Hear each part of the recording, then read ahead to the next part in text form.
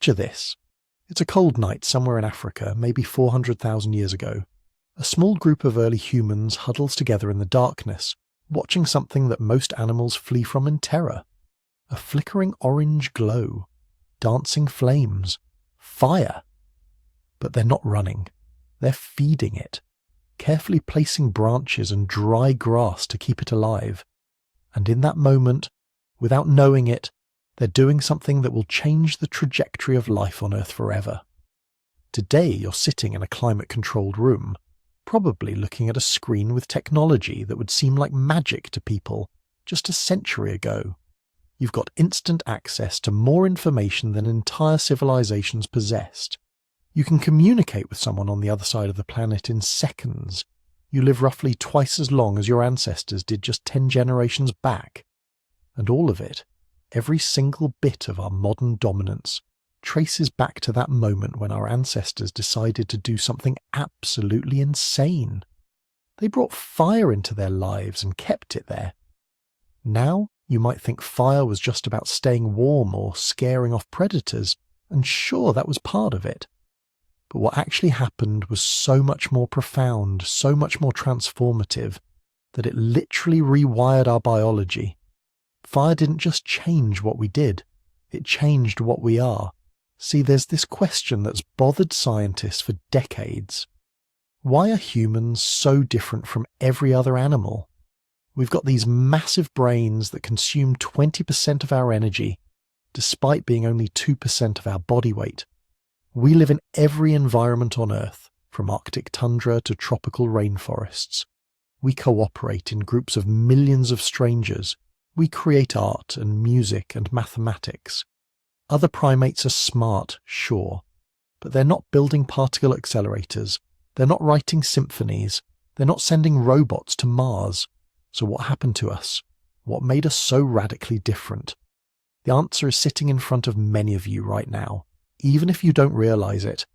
That candle on your nightstand, the fireplace in your living room, the pilot light in your furnace, fire. If you're using this to fall asleep, perfect. That's exactly why I make these. So maybe subscribe and drop a comment telling me where you are and what time it is. I love checking and seeing Tokyo at sunrise, London at lunch, Los Angeles at lights out, all at once. Anyway, back to fire. What scientists have discovered over the last few decades is that fire didn't just help our ancestors survive. It triggered 3 revolutionary changes that fundamentally transformed what it means to be human. Revolution number 1, cooking. When we started heating our food, we unlocked nutrients that were previously inaccessible. Our guts got smaller, our brains got bigger, our teeth changed shape. We're talking about biological evolution driven by technology. Fire literally changed our anatomy. Revolution number 2, conquering the night. For millions of years, darkness meant danger. When the sun went down, our ancestors had to hide and sleep because anything else meant becoming dinner for predators with better night vision. But fire pushed back the darkness. It extended the day. Suddenly our ancestors had evenings, had time to socialize and plan and create after the work of finding food was done. We essentially doubled our productive hours. Revolution number 3, the social fire. This might be the most important one. When you sit around a fire, something magical happens. You can see faces, you can read expressions, you can tell stories. For the first time in the history of life on Earth, there was a reason and a place for large groups to gather after dark and just talk. That changed everything about how we cooperate, how we share knowledge, how we build culture. These 3 revolutions, cooking, conquering night, and social gathering, didn't just make life easier. They created a feedback loop that built what scientists call the Superbrain. Our ancestors who controlled fire could extract more calories from food, which powered bigger brains. Bigger brains meant better social skills and planning ability, which meant better use of fire. Better use of fire meant even more calories and even more social time. Round and round, generation after generation, for hundreds of thousands of years. And here's the really wild part. We can trace this in our DNA, in our fossils, in the archaeological record. We can actually watch it happen. We can see the moment when fire transformed our ancestors from just another clever ape into something unprecedented, something that would eventually dominate this entire planet. So let's go back, way back, before fire, before cooking, before evening gatherings and cave paintings and language as we know it. Let's look at what life was actually like for our ancestors and understand just how brutal existence was before that first spark changed everything. Close your eyes and imagine you're hungry.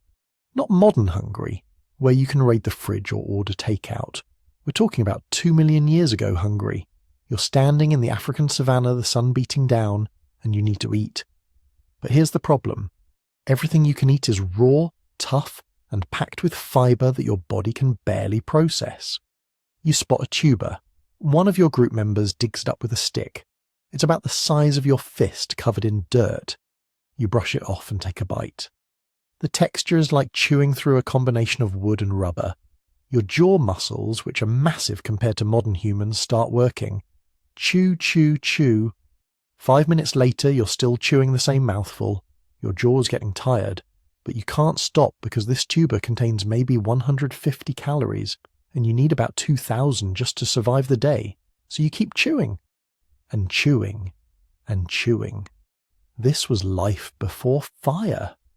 This was the harsh, unforgiving reality that shaped human evolution for millions of years. And understanding just how brutal it was makes what comes next seem absolutely miraculous. Let's talk about the digestive burden first, because this is where the pre-fire existence really gets desperate. Modern humans spend maybe 30 minutes to an hour eating each day. We sit down, consume processed cooked food, and move on with our lives. Our ancestors. They spent a minimum of 6 hours daily just eating. Not hunting, not gathering, just the actual mechanical process of chewing and swallowing. Primatologists have studied this extensively in modern great apes, and the numbers are staggering. Gorillas spend about 8 hours a day eating. Chimpanzees, about 6 hours. Orangutans, similar. These animals have enormous jaw muscles, specialized teeth for grinding plant material, and digestive systems that are basically fermentation vats, designed to break down cellulose over many hours. Early hominids were facing the same constraints, possibly worse. When you eat raw plant material, you're consuming huge amounts of indigestible fibre. Your gut has to be massive just to hold it all while bacteria slowly break it down. Archaeological evidence from early hominin fossils shows exactly this. Huge rib cages, barrel chests, all the skeletal indicators of enormous digestive systems taking up most of the torso. But here's where it gets really interesting. That massive gut wasn't just uncomfortable, it was expensive, metabolically speaking. Digestive tissue is energetically costly. Your intestines, stomach, liver, all those organs require significant calories just to maintain themselves. In modern humans, the gut accounts for about 20-25% of our resting metabolic rate, despite being only a small percentage of body weight. For early hominids with guts twice the size of ours, this metabolic cost would have been even higher. You're spending enormous energy just to digest food that provides barely enough energy to justify eating it in the first place.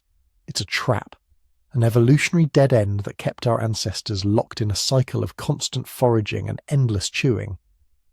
And the calorie problem gets worse when you factor in brain size. Chimpanzees, our closest living relatives, have brains around 400 cubic centimetres. That brain requires about 200 calories per day to function, roughly 8-9% of their total energy budget. It's manageable, barely, on a raw food diet with 6+ hours of daily eating. Early hominids like Australopithecus had similar brain sizes and faced similar constraints. They were smart for their time, capable of using simple tools, living in social groups, but they had hit a metabolic ceiling. You can't power a bigger brain without more calories, and you can't get more calories from raw food without spending even more time eating, which creates a vicious cycle. Some groups tried to solve this through dietary specialization. Paranthropus. Boise, A hominin species that lived around 2 million years ago developed absolutely massive molars and jaw muscles. Anthropologists call them nutcracker man because their skulls show adaptations for crushing extremely hard foods like nuts and seeds. They were trying to extract more calories from difficult-to-process foods. But this strategy led to an evolutionary dead end. Paranthropus went extinct. They had specialized so heavily for one type of food that when environmental conditions changed, they couldn't adapt. Their massive jaws and specialized teeth made them incredibly efficient at one thing and mediocre at everything else. Meanwhile, other hominin lines were experimenting with different strategies. Some populations started scavenging meat from predator kills, using stone tools to access bone marrow after lions and hyenas had finished with a carcass. Meat provides more calories per gram than plant material, and animal fat is even better, nearly twice the caloric density of protein or carbohydrates. But there was a problem with scavenging, actually several problems. First, you're competing with hyenas, which are incredibly efficient scavengers with bone-crushing jaws. Second, carrion is often partially decomposed, full of bacteria that can kill you if your digestive system isn't adapted to handle it. Third, and most importantly, scavenging opportunities were unpredictable and scattered. You might find a carcass once a week, maybe less, and the rest of the time you're back to eating raw plants for 6 hours a day. Then there was the night problem. Modern humans think of nighttime as peaceful, maybe a little dark, but essentially just another part of the day. For early hominids, night was when the world became actively hostile. Your vision, which is specialized for color perception and detail in daylight, becomes nearly useless after dark. You can see shapes, movement, but not the detail you need to navigate safely or identify threats. Meanwhile, every major predator in Africa has night vision that makes them exponentially more dangerous after sunset. Lions hunt primarily at dusk and dawn. Leopards are active throughout the night. Hyenas, which killed more early hominids than any other predator, are primarily nocturnal, and all of them could see perfectly while you stumbled around half blind. Archaeological sites from this period show something chilling. Hominin fossils with bite marks, skulls punctured by leopard fangs, long bones cracked open by hyena jaws, not for tools, but because hominids themselves were prey. The predator-to-prey ratio in these fossil assemblages suggests early hominids were being killed and eaten regularly. So what did they do? They climbed trees. Fossil evidence and comparative anatomy suggest early hominids retained tree-climbing adaptations specifically for sleeping. They would spend daylight hours foraging on the ground, then retreat to trees at night, huddling together on branches while predators prowled below. It wasn't safe exactly. You could fall. Leopards could climb after you, but it was safer than staying on the ground. This created another constraint on social organization.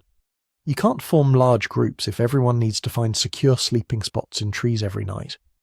Trees have limited capacity, so early hominin groups were probably small, maybe 10-20 individuals maximum, and even then they'd need to find groves with multiple suitable trees within close proximity.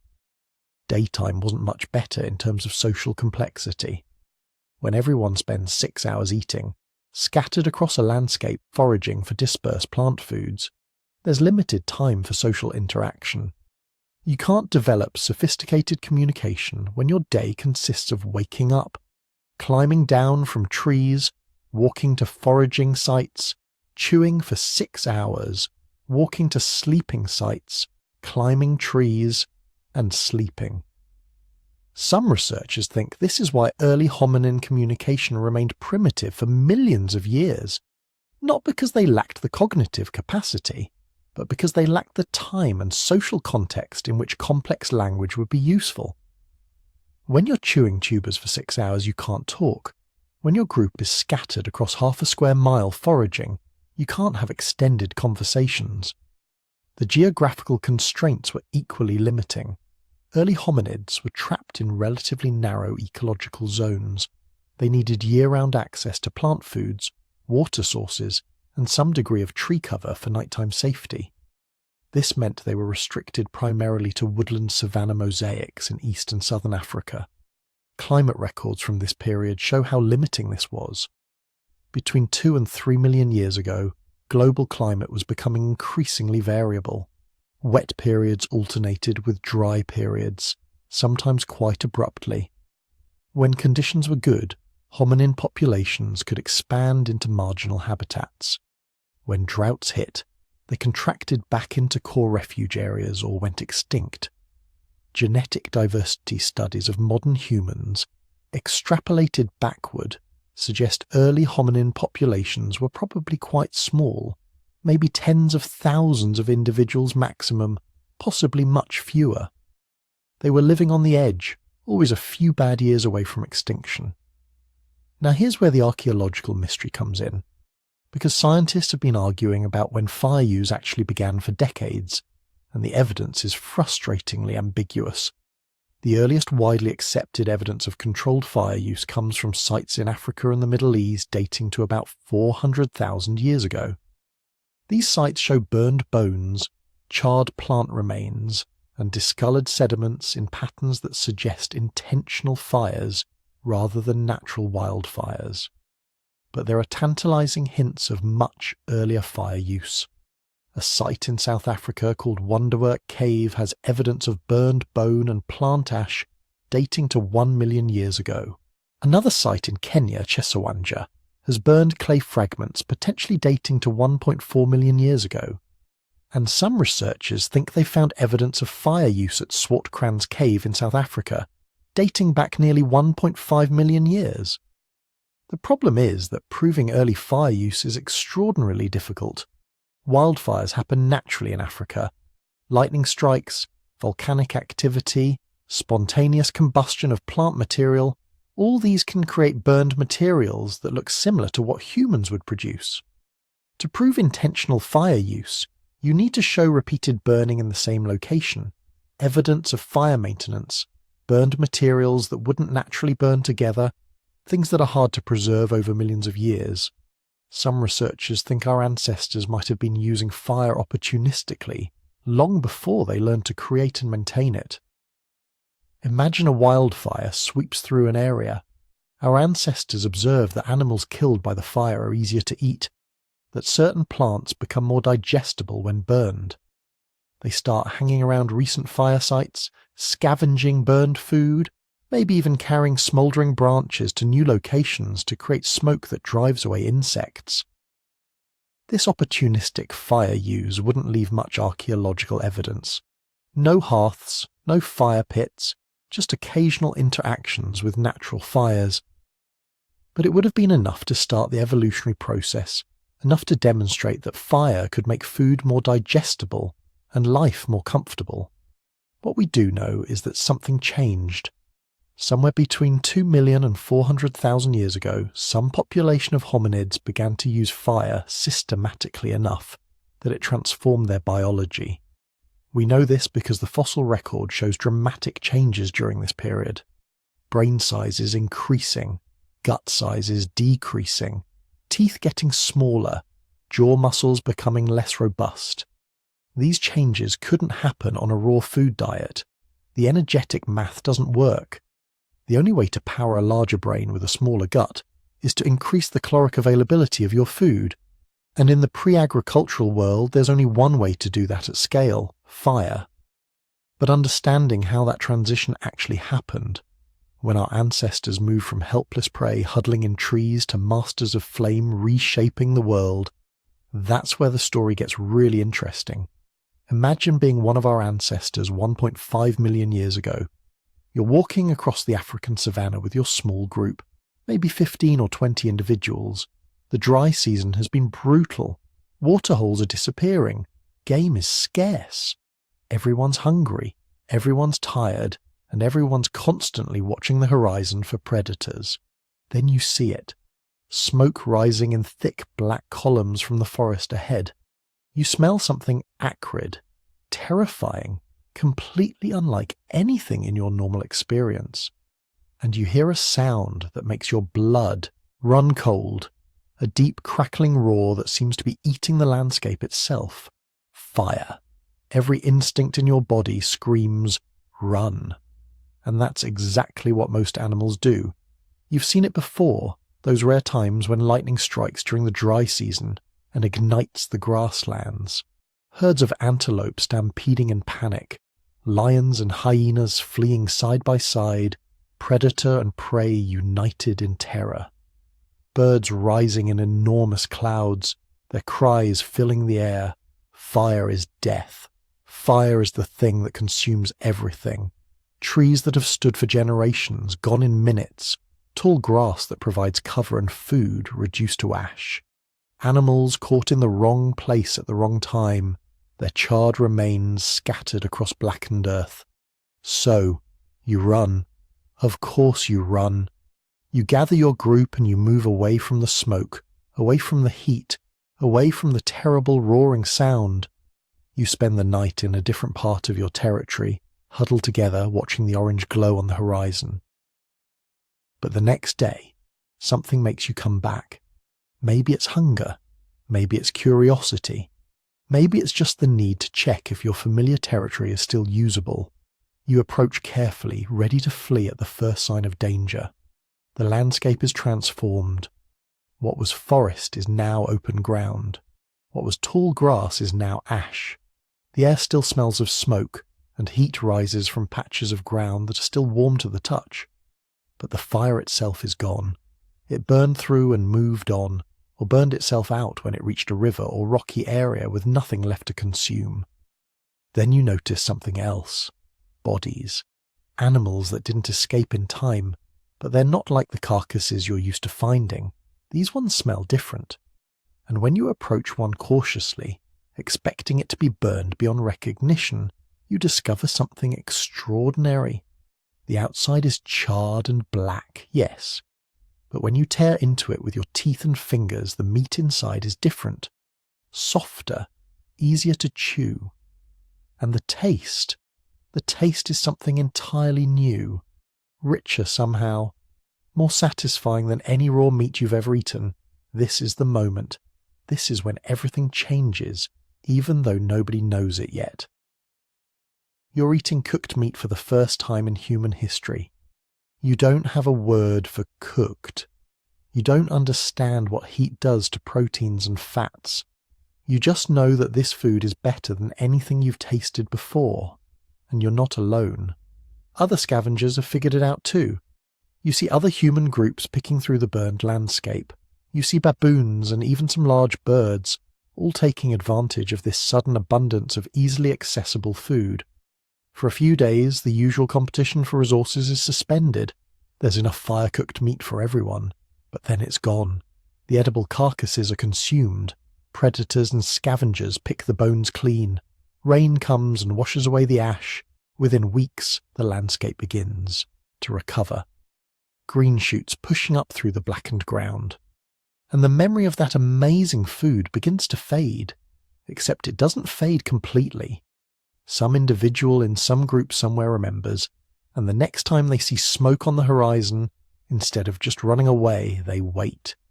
They watch from a safe distance, and when the fire passes, they move in quickly to claim whatever food it left behind. This is the first stage of human fire use. Not control, not creation, just opportunistic exploitation.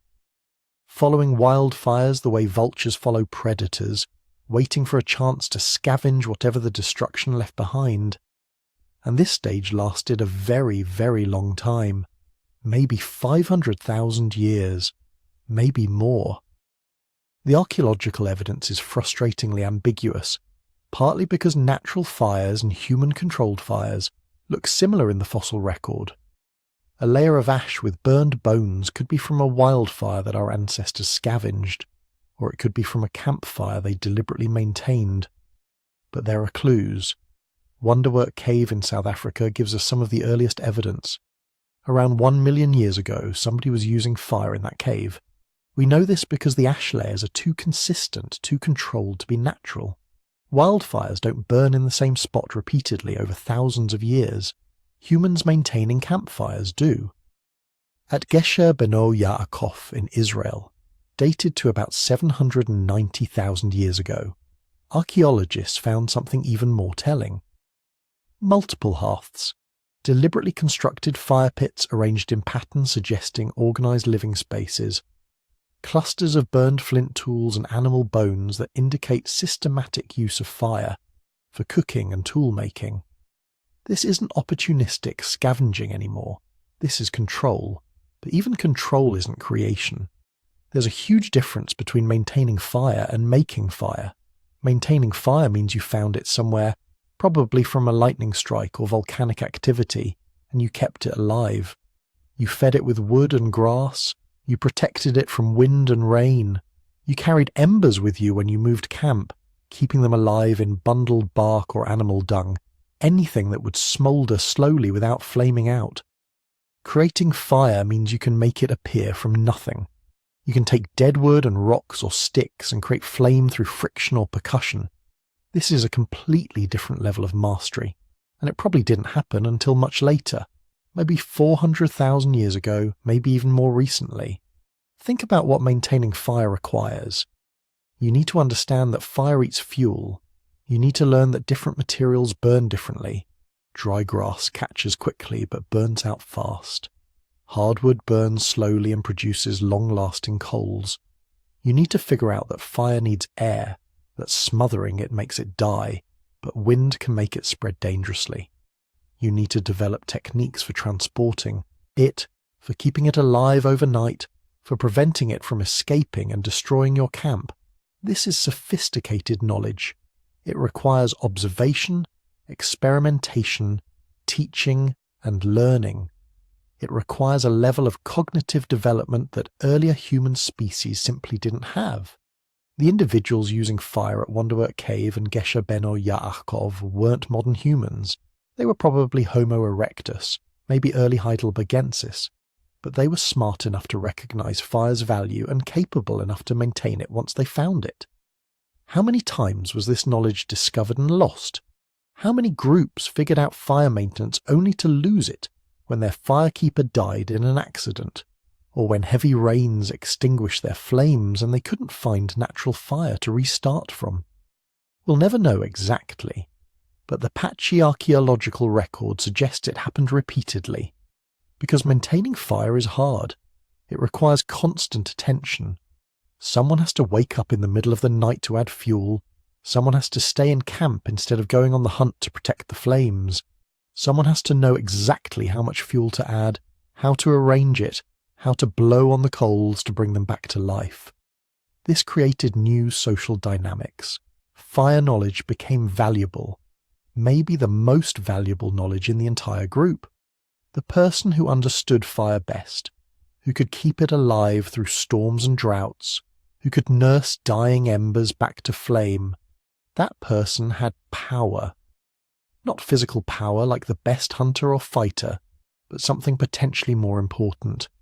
The power to provide warmth, light, protection, and access to cooked food. We can imagine conflicts arising. What happens when someone from another group wants your fire? Do you share? Do you trade for it?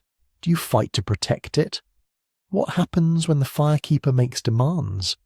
Extra food, choice of sleeping spots, priority access to mates. How much authority does fire knowledge grant? The archaeological record can't answer these questions directly, but we see hints. At some sites, hearths are positioned in the centre of living spaces, suggesting fire was communal. At others, they're off to the side or at the edges, suggesting more individual control. The variation suggests different groups developed different fire-related social structures. And then there's the controversy, the debate among archaeologists about when fire use truly began. Some point to evidence from nearly 2 million years ago, burned bones and soil that might indicate very early fire use. Others are skeptical, arguing that natural processes can create similar patterns. The scientific debate continues, with new evidence constantly refining our understanding. What's not controversial is that by 400,000 years ago, fire use had become systematic and widespread. Archaeological sites from Africa, Europe and Asia all show consistent evidence of controlled fire. Hearths, fire pits, burned tools, deliberately cooked food. Our ancestors, multiple species of them, had figured out fire maintenance and were passing that knowledge down through generations. But they still couldn't create it on demand. They were still dependent on finding natural fire from lightning strikes or volcanic activity. They still had to maintain embers constantly, living in fear of the day when the fire might go out permanently. The transition from maintenance to creation was the final step. And when it happened, probably sometime between 400,000 and 200,000 years ago, it completed the revolution. Our ancestors were no longer dependent on nature's whims. They could make fire anywhere, any time. They could expand into regions without natural fire sources. They could take risks that would have been unthinkable before, but we're getting ahead of the story. Before fire creation came fire maintenance. And before fire maintenance came that first brave individual who decided to approach the burned landscape instead of fleeing from it, who discovered cooked meat and recognized it as something valuable, who began the long process of observation and experimentation that would eventually give our species control over the most powerful force in nature. That individual's name is lost to time, their specific story unknown, but their legacy surrounds us. Every campfire, every candle, every controlled flame is a direct descendant of that first moment of discovery, when some ancient human looked at fire not as pure terror, but as potential tool. That cognitive shift, that ability to see danger as opportunity, that's what made us human. The fire didn't just warm our bodies, it began warming our minds, expanding our capabilities, transforming us from just another clever ape into something unprecedented in Earth's history. But that transformation didn't happen overnight. It took hundreds of thousands of years, and it required 3 distinct revolutions, each building on the last, each pushing human evolution in new directions. The first revolution was happening in our stomachs, and it would reshape our entire biology. Now here's where things get really interesting. Your ancestors have fire. They can keep it alive, move it from place to place, use it for warmth and protection. But for tens of thousands of years, maybe hundreds of thousands, they're still basically using it like an expensive security system. Light to keep predators away, heat to survive cold nights. It's useful, absolutely, but it's not revolutionary yet. Then somebody, somewhere, probably completely by accident, discovered something that would change the trajectory of human evolution more profoundly than anything except maybe language itself. They cooked something. Picture the moment. Maybe a scrap of meat falls into the fire during a meal. Someone pulls it out, burns their fingers, drops it in the dirt. Later, when they're desperate enough, they try eating it anyway. And they notice something strange. It tastes better. Chews easier, doesn't make them sick like that sketchy raw meat they ate last week. Or maybe it was a root vegetable. Tubers that were bitter and tough when raw, accidentally roasted in the coals, suddenly becoming sweet and soft, easy to digest, easy to share with children and elderly people who couldn't handle tougher foods. However it happened, someone made the connection. Fire plus food equals something fundamentally different. Not just warm food, not just preserved food, transformed food, and that transformation rewrote human biology from the inside out. Let's talk about what cooking actually does. At the molecular level, applying heat to food is like performing chemical surgery. Proteins, those long complex chains of amino acids that make up muscle tissue and plant structures, they're normally twisted and folded into elaborate shapes. When you eat raw meat or raw plants, your digestive system has to work incredibly hard to break down these structures, to unfold the proteins and cut them into pieces small enough to absorb. But heat does this work for you. At around 140 degrees Fahrenheit, proteins start to denature. Their complex structures unfold. The tough resistant fibers break down into simpler forms that your stomach acid and digestive enzymes can attack far more efficiently. The same thing happens with starches. Raw starch molecules are packed into dense granules that are difficult for your body to access. But when you heat them, the granules swell and burst, releasing simple sugars that your intestines can absorb almost immediately. This isn't a minor improvement. This is a revolution in energy extraction. Modern nutritional studies show that cooked food provides 30 to 50% more usable calories than the same food eaten raw. Let that sink in. The same exact piece of meat or root vegetable, just by applying heat, suddenly delivers half again as much energy to your body. For an animal living on the edge of starvation, which describes most of our ancestors most of the time, this is the difference between life and death. This is finding a secret cheat code in the video game of survival. But the caloric explosion was just the beginning. Cooking also kills pathogens. Bacteria, parasites, viruses, all the microscopic horrors that turn raw meat into a game of digestive Russian roulette. Heat destroys them. A piece of meat that might have been crawling with dangerous microbes becomes safe to eat after just a few minutes over fire. This meant lower rates of food poisoning, fewer parasitic infections, less energy wasted fighting off pathogens. Your immune system, which normally has to work overtime processing the constant assault of microorganisms from raw food, could suddenly relax a little. That saved energy too. And then there's the detoxification effect. Plants don't want to be eaten, they can't run away, so they defend themselves with chemistry. Toxics, alkaloids, bitter compounds, substances that can make you sick or even kill you. Raw cassava contains cyanide. Raw kidney beans contain lectins that can destroy your intestinal lining.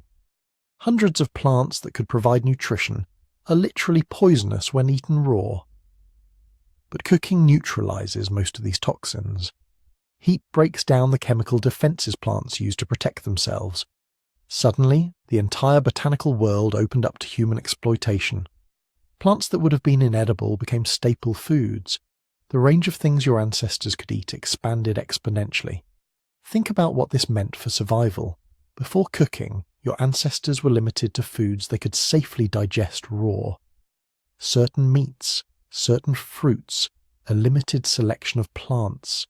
After cooking, they could eat almost anything. Tough roots, toxic plants, old meat that was starting to turn. Fire made it all accessible. But here's where the story gets truly wild. Because all this extra energy, all these extra calories, all this freed up capacity that your digestive system no longer needed, your body had to do something with it. And evolution, being the ruthlessly efficient optimizer that it is, redirected those resources to the most expensive, most energy-hungry organ in the human body, your brain. This is what anthropologists call the expensive tissue hypothesis.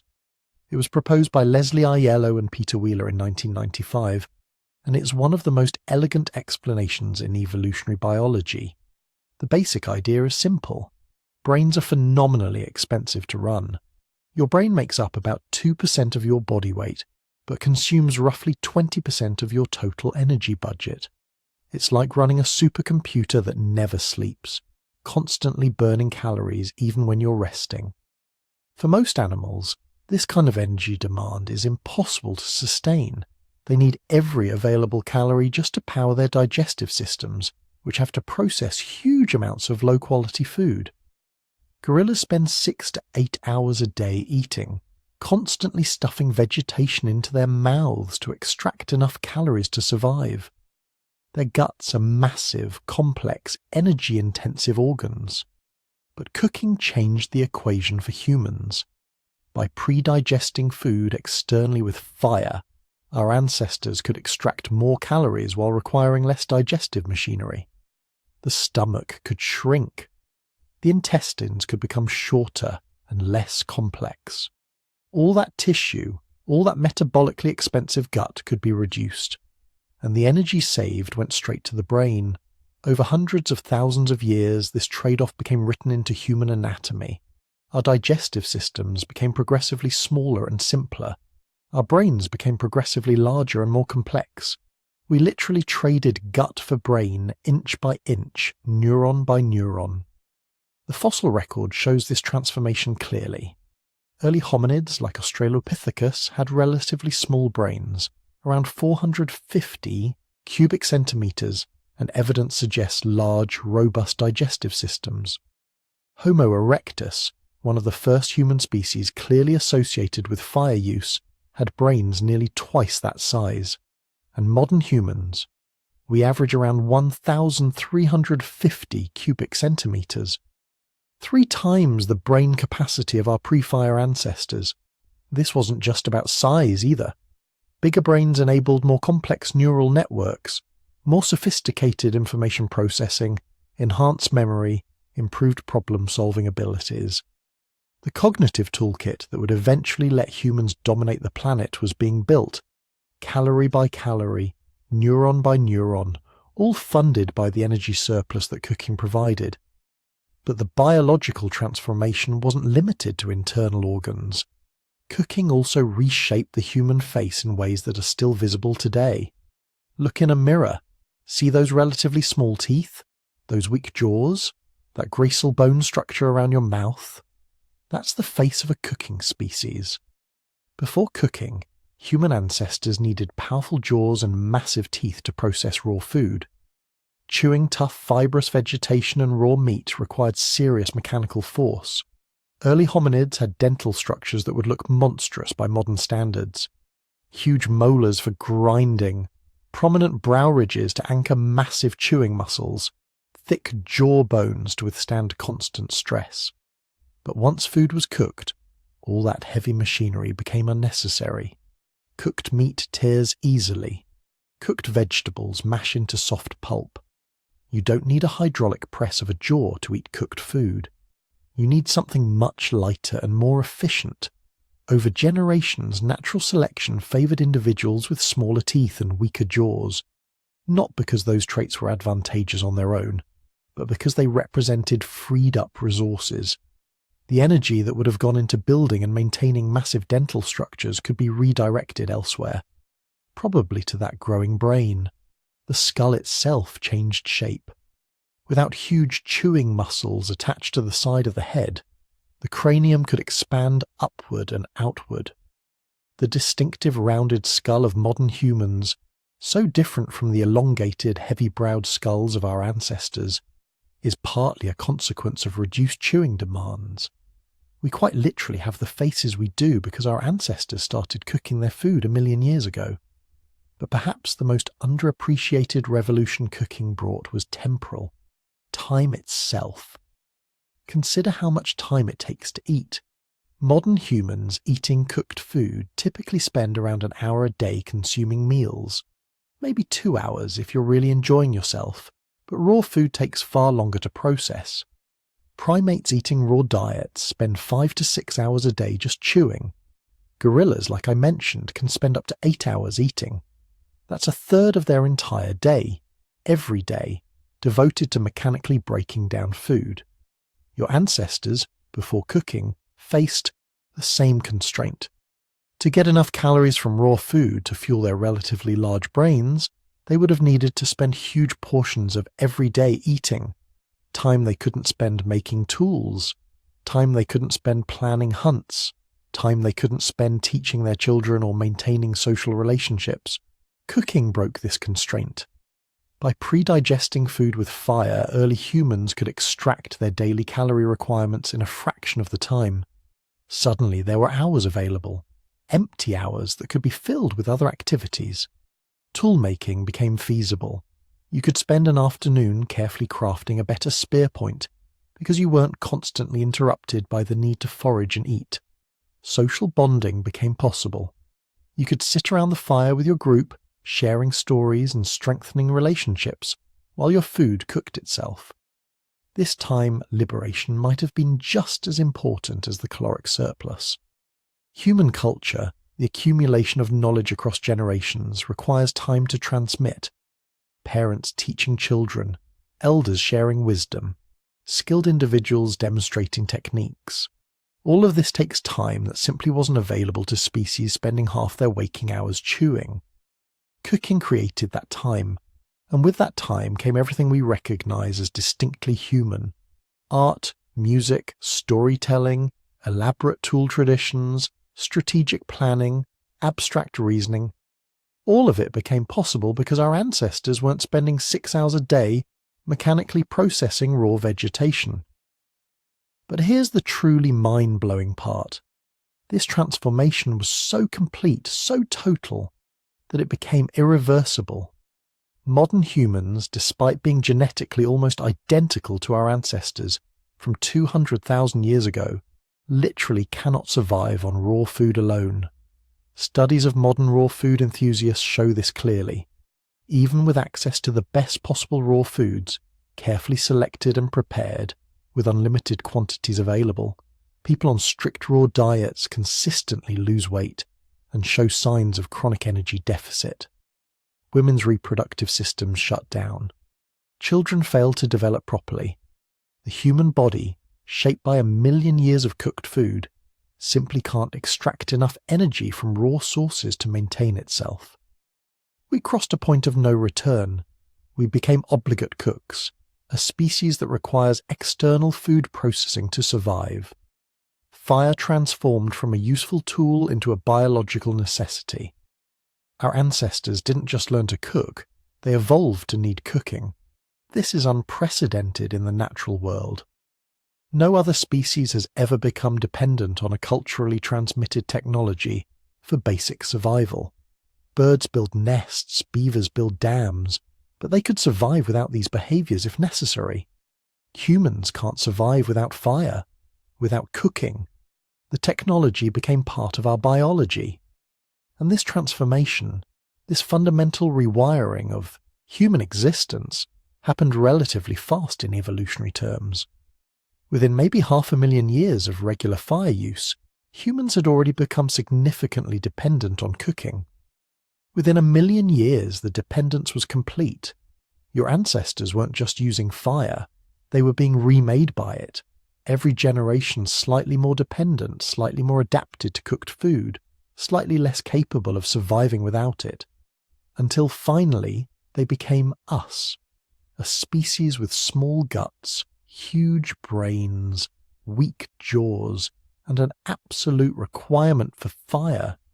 The spark that someone captured 1 million years ago didn't just provide warmth and protection, it initiated a biological transformation that created modern humanity. We are quite literally the cooking ape, the species that learned to digest with fire instead of just with our guts. And this was just the first revolution. The biological transformation was profound, but it was also just the beginning. Because once fire became central to human survival, once every group carried embers and kindled flames every evening, something even more remarkable started happening. The night, which had always been humanity's enemy, was about to become our greatest asset. But cooking was just the beginning. Fire was about to solve an even more fundamental problem, one that had constrained every species of human that had ever lived. The problem of darkness. Picture your ancestors before fire. Not just before controlled fire, but before any regular relationship with flame at all. These early humans lived on a strict schedule dictated entirely by the sun. When light faded, their world shrank to almost nothing. They couldn't see predators approaching. They couldn't work. They couldn't travel safely. They could barely even socialize effectively in the dark.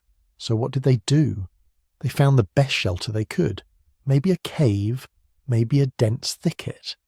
Maybe just a spot against a rock face where they could put their backs to something solid. Then they huddled together and waited for dawn. But they couldn't really sleep. Not deeply. Not the way you sleep in your bed with the doors locked and the lights off. Because the night belonged to predators. Think about what that means. Really think about it. You're sitting in near total darkness. Your visual cortex, which takes up a massive chunk of your brain's processing power, is essentially useless. You can barely see your hand in front of your face, let alone a leopard stalking through the grass 20 feet away. But the leopard sees just fine. Cats have a reflective layer behind their retinas called the tapetum lucidum. It's like a biological mirror that reflects light back through the eye, giving them exceptional night vision. To a leopard, a moonlit night might as well be midday. And leopards weren't the only problem. Hyenas hunted at night. Lions hunted at night. Wild dogs hunted at night. The whole carnivore community had evolved specifically to exploit the darkness, to hunt prey that couldn't see them coming. So your ancestors developed what sleep researchers call sentinel behavior. You've probably seen it if you've ever watched birds or prey animals resting. They don't all sleep at once. Some members of the group stay alert while others rest, then they switch. In human groups, this meant nobody ever got truly deep sleep. There was always part of your brain on guard, always some neural circuits listening for the snap of a twig, the rustle of grass, the low growl that meant something with teeth had found you. This is exhausting. Your brain needs deep sleep to function properly. During deep sleep, your brain consolidates memories, repairs damage, clears out metabolic waste. Without it, cognitive function degrades rapidly. You become irritable, unfocused, prone to mistakes. Over the long term, chronic sleep deprivation causes serious health problems. But our ancestors didn't have a choice. The night was dangerous. Vigilance was mandatory. Evolutionary pressure favoured individuals who could function on fragmented sleep, who could snap awake at the slightest sound. This shaped human sleep patterns in ways we can still see today. Modern humans are naturally light sleepers compared to many other primates. We wake easily. We're hyper-alert to unusual sounds during sleep. This isn't a bug in our programming. It's a feature, evolved over millions of years of sleeping while lions prowled in the darkness. Then came fire, and everything changed. The first time an early human group managed to keep a fire burning through the night must have been absolutely transformative. Suddenly you had light. Not the dim glow of bioluminescent fungi or the occasional flash of lightning. Real light. Steady, reliable, controllable light that pushed back the darkness in a sphere around your camp. But more importantly, you had protection. Because here's what nobody tells you about predators. They're cautious. Evolution doesn't favour reckless behaviour. An injured predator is a dead predator. So lions and leopards learned to avoid unnecessary risks. And fire was a risk they wanted nothing to do with. Most mammals have an instinctive fear of fire. It's written into their neural circuitry at a very basic level. Fire means pain. Fire means danger. Fire means flee. This isn't learned behaviour. You don't have to teach a lion to avoid flames. They just do. So when your ancestors learned to maintain fires at night, they created something revolutionary. A predator-free zone. A bubble of safety in the middle of the dangerous African night. For the first time in the history of the human lineage, people could relax after sunset. They didn't need constant vigilance. The fire was their sentinel. Any predator approaching the camp would see the flames and veer away. And if one was bold enough or desperate enough to approach despite the fire, the humans would see it coming. The firelight extended their visual range dramatically. Instead of seeing 5 feet in the moonlight, they could now see 20 or 30 feet. That's more than enough warning to grab weapons, add fuel to the fire, make noise to scare off the intruder. The psychological transformation this created cannot be overstated. For the first time ever, humans weren't prey at night. They weren't helpless refugees hiding in the dark. They were the ones in control, the ones with power over their environment. The night was no longer something to be endured. It was something they had conquered. But the benefits went far beyond just safety. Fire literally doubled the amount of usable time in each day. Before fire, darkness meant inactivity. You couldn't make tools because you couldn't see what you were working on. You couldn't process food because you'd cut yourself or make mistakes. You couldn't travel because you'd get lost or fall into a ravine. You could barely even socialize effectively because you couldn't see people's faces, couldn't read their expressions. With fire, all of that changed. Suddenly the day didn't end at sunset. It extended for hours into the night. You could sit around the fire and continue working. Make tools, repair clothing, process plant fibers into cordage. All the tasks that required manual dexterity and visual acuity could now continue long after the sun went down. But more importantly, you could do something that would prove absolutely critical to human development. You could talk, really talk, extended conversations that lasted for hours, storytelling, knowledge sharing, planning, negotiating. All of it became possible during these extended evening gatherings around the fire. Anthropologists studying modern hunter-gatherer societies have documented this phenomenon. In groups that maintain traditional practices, the evening gathering around the fire is when the really important social work happens. That's when elders tell stories about the ancestors, when hunters plan the next day's activities, when disputes get resolved, when young people learn the skills and knowledge they'll need as adults, when romantic relationships develop. The fire creates a kind of theatre, a focal point that brings people together and facilitates complex social interaction. Before fire, this simply wasn't possible. Humans would have had limited time for extended conversation. Most communication would have happened during the day while foraging or travelling. But activities during the day are distracting. You're watching for predators, looking for food, navigating terrain. Your attention is divided. At night, around a fire, your attention can focus completely on each other. This is where human culture truly began to develop. Not during the busy, distracted daylight hours, but during the quiet, focused evening gatherings.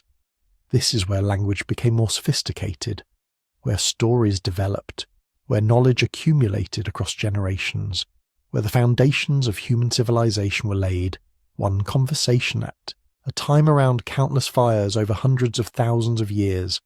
And there was another benefit: sleep quality. Once humans had fire for protection, they didn't need sentinel behavior anymore. The whole group could sleep at once, deeply, the kind of restorative sleep that allows the brain to function at its full capacity. This created a positive feedback loop. Better sleep meant better cognitive function. Better cognitive function meant better problem solving, better tool making, better social organization.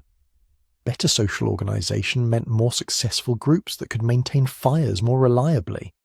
More reliable fires meant even better sleep. Round and round, each improvement reinforcing the others. We can see evidence of this in the archaeological record. Sites with clear evidence of controlled fire use also show evidence of increasingly sophisticated cultural practices. More complex tools, better organization, signs of symbolic thinking. The fire and the brain were evolving together, each enabling the other to reach new heights. But perhaps the most revolutionary aspect of fire wasn't what it did during the night. It was what it did to geography itself. Before fire, humans were essentially tropical animals. Our hairless bodies, our sweat glands, our whole physiology was optimized for hot climates. We could survive in temperate zones during summer, but winter was a serious problem. Without fur, without the ability to hibernate, without fire, cold climates were essentially off limits. Fire changed that completely. For the first time, humans could create their own microclimate, a sphere of warmth around them regardless of the ambient temperature. This wasn't just comfort, this was survival. The human body functions optimally within a very narrow temperature range. Get too cold and your metabolism slows down, your thinking becomes sluggish, your fingers lose dexterity. Eventually you die. But with fire you could maintain body temperature indefinitely. You could sleep through freezing nights. You could work during cold days. You could venture into territories that would have been lethal without flame. This unlocked entire continents. Northern Europe, Northern Asia, eventually North America. All became accessible to humans because of fire. Species that couldn't control fire remained trapped in tropical and subtropical zones. But humans with fire could go anywhere. And they did. The archaeological evidence shows human expansion into temperate and even cold climates correlates almost perfectly with evidence of fire use. The two are inseparable. Fire didn't just help humans move north, it made moving north possible. And this wasn't just about survival, it was about opportunity. Northern latitudes offered resources that tropical zones didn't have. Massive herds of large mammals, abundant fish in cold rivers, different plants, different stones for tool making, different opportunities for human groups willing to brave the cold. With fire, they could. The groups that moved north weren't refugees fleeing overcrowding in the south. They were pioneers, entrepreneurs, taking advantage of fire technology to exploit untapped resources. They were expanding the human niche from a narrow tropical band to essentially the entire planet. But every advantage comes with trade-offs. As humans became dependent on fire for warmth and protection, they also became vulnerable in new ways. Lose your fire in a cold climate, and you're in serious trouble. Let your fire go out at night in predator territory, and you're back to being prey. This created intense selection pressure for groups that could maintain fire reliably. The archaeological record shows increasingly sophisticated fire management techniques over time, better hearth construction, stone rings to contain flames, evidence of fire maintenance, careful banking of coals overnight so they could be rekindled easily in the morning. These weren't just practical skills, they were survival skills. Groups that couldn't maintain fire didn't last long in challenging environments. Groups that could become the ancestors of everyone who came after. We're all descendants of the firekeepers, all products of hundreds of thousands of years of selection for fire management ability. It's written into our psychology, the comfort we feel around flames, the almost hypnotic fascination we have with watching fire, the instinctive satisfaction of tending a fire, adding fuel, adjusting the flames. But fire had given humans something even more precious than warmth and protection. It had given them time to think, time to talk, time to develop the complex social bonds and cultural knowledge that would eventually separate us from every other species on the planet. The night shift had begun, and humanity would never be the same, but something else was happening around those flames, something that would matter just as much as the nutritional revolution, maybe even more. Fire was turning us into social creatures in ways no other species had ever experienced. Think about fire for a moment. Really think about it. It's not just a cooking tool. It's not just a predator deterrent. Fire is a magnetic force. It draws you in. Even today, with central heating and electric lights, people still gather around campfires, backyard fire pits, fireplaces. There's something hypnotic about flames, something that makes us want to sit close, stare into the dancing light, and just be together. For your ancestors a million years ago, this magnetic quality of fire created something unprecedented in the natural world. The hearth, the first human institution, the original social centre. Before fire, your ancestors would have spent their evenings like other primates do, scattered, nervous, huddled in trees or caves trying to stay safe until dawn. Social interaction after dark was basically impossible. You couldn't see faces, couldn't read expressions, couldn't communicate effectively. So you just endured the night alone or in silent clusters waiting for sunrise. Fire changed everything. Suddenly darkness wasn't the end of social time. It was the beginning of something entirely new. Picture a typical evening 800,000 years ago. Your group of maybe 20 people has spent the day foraging, hunting, processing food. As the sun drops toward the horizon, instead of scrambling for sleeping spots, they converge on the fire. The flames are already burning. Someone kept them alive through the day, adding fuel periodically, protecting the embers. This itself required a level of responsibility and forward thinking that was completely new in the animal kingdom. As twilight fades, the fire becomes the only light source. Everyone naturally arranges themselves in a circle around it, not because someone told them to. The physics of firelight simply creates this configuration. You want to be close enough to see and be warm, but not so close you get burned. You end up facing each other across the flames, and there you sit, for hours, with nothing to do but look at each other and communicate. This was revolutionary. Anthropologists estimate that fire gave our ancestors an extra 4 to 5 hours of social time every single day. Think about that accumulation. 4 hours a day, 7 days a week, 52 weeks a year, generation after generation. That's thousands of hours of additional face-to-face social interaction per person, per year. But it wasn't just quantity, it was quality. The hearth created a completely unique social environment. During the day, your ancestors were busy. Foraging required attention. Hunting demanded focus. Tool-making took concentration. Social interaction happened, sure, but it was fragmented, purposeful, task-oriented. Around the fire, people could just be together. The work was done, the food was cooking, nothing required immediate attention. For the first time in primate evolution, individuals could engage in sustained, relaxed, face-to-face social interaction without any other pressure or purpose. This is where storytelling was born, not as entertainment, though it became that, as necessity. Humans are meaning-making machines, and when you give us hours of social time with nothing else to do, we start constructing narratives. Imagine you're sitting around that fire. Someone gestures toward the darkness and makes sounds describing the animal they saw today. Not just warning sounds, detailed sounds, descriptive sounds. They're trying to communicate something complex, where the animal was, how big it was, whether it seemed dangerous or edible.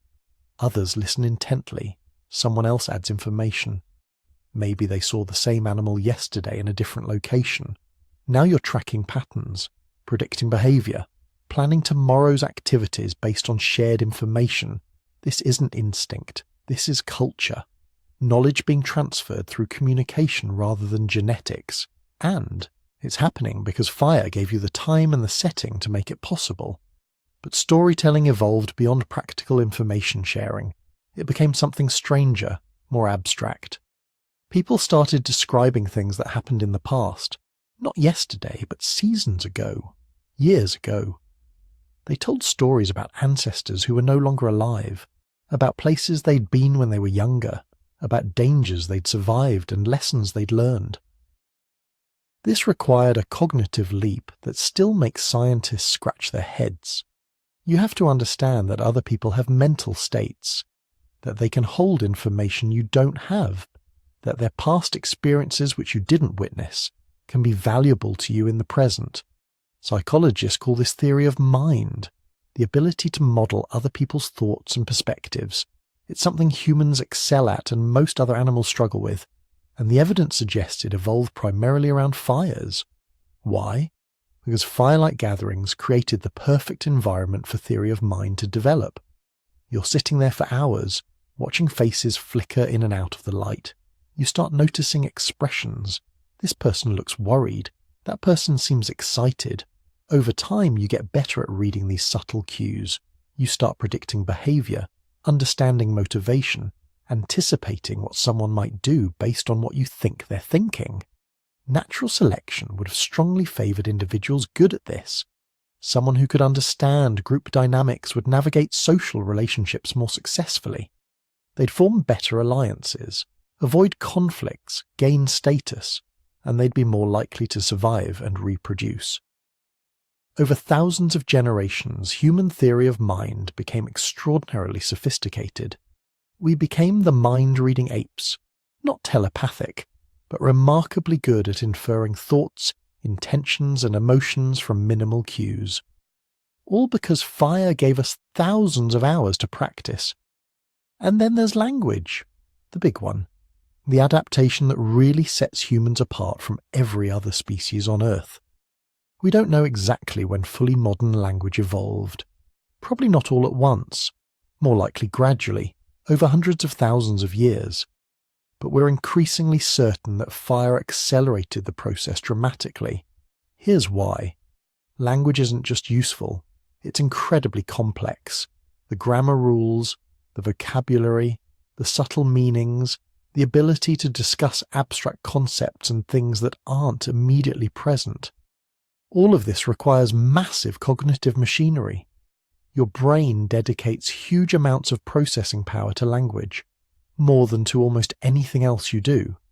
For such a costly adaptation to evolve, it needs to provide enormous benefits, and those benefits need to be used constantly, not just occasionally. You need situations where communication is so important that people with slightly better language skills have significantly better survival and reproduction rates. The cooking hypothesis for language evolution argues that fire created exactly these conditions. Cooking isn't simple. It requires planning, coordination, and precise timing. You need to gather fuel, keep the fire burning at the right temperature, monitor the food, decide when it's done, share the results fairly. Try doing all that without language. It's possible, sure. Other primates coordinate activities, but it's clumsy, inefficient. You make mistakes. Food gets burned or undercooked. Resources get wasted. Conflicts emerge over distribution.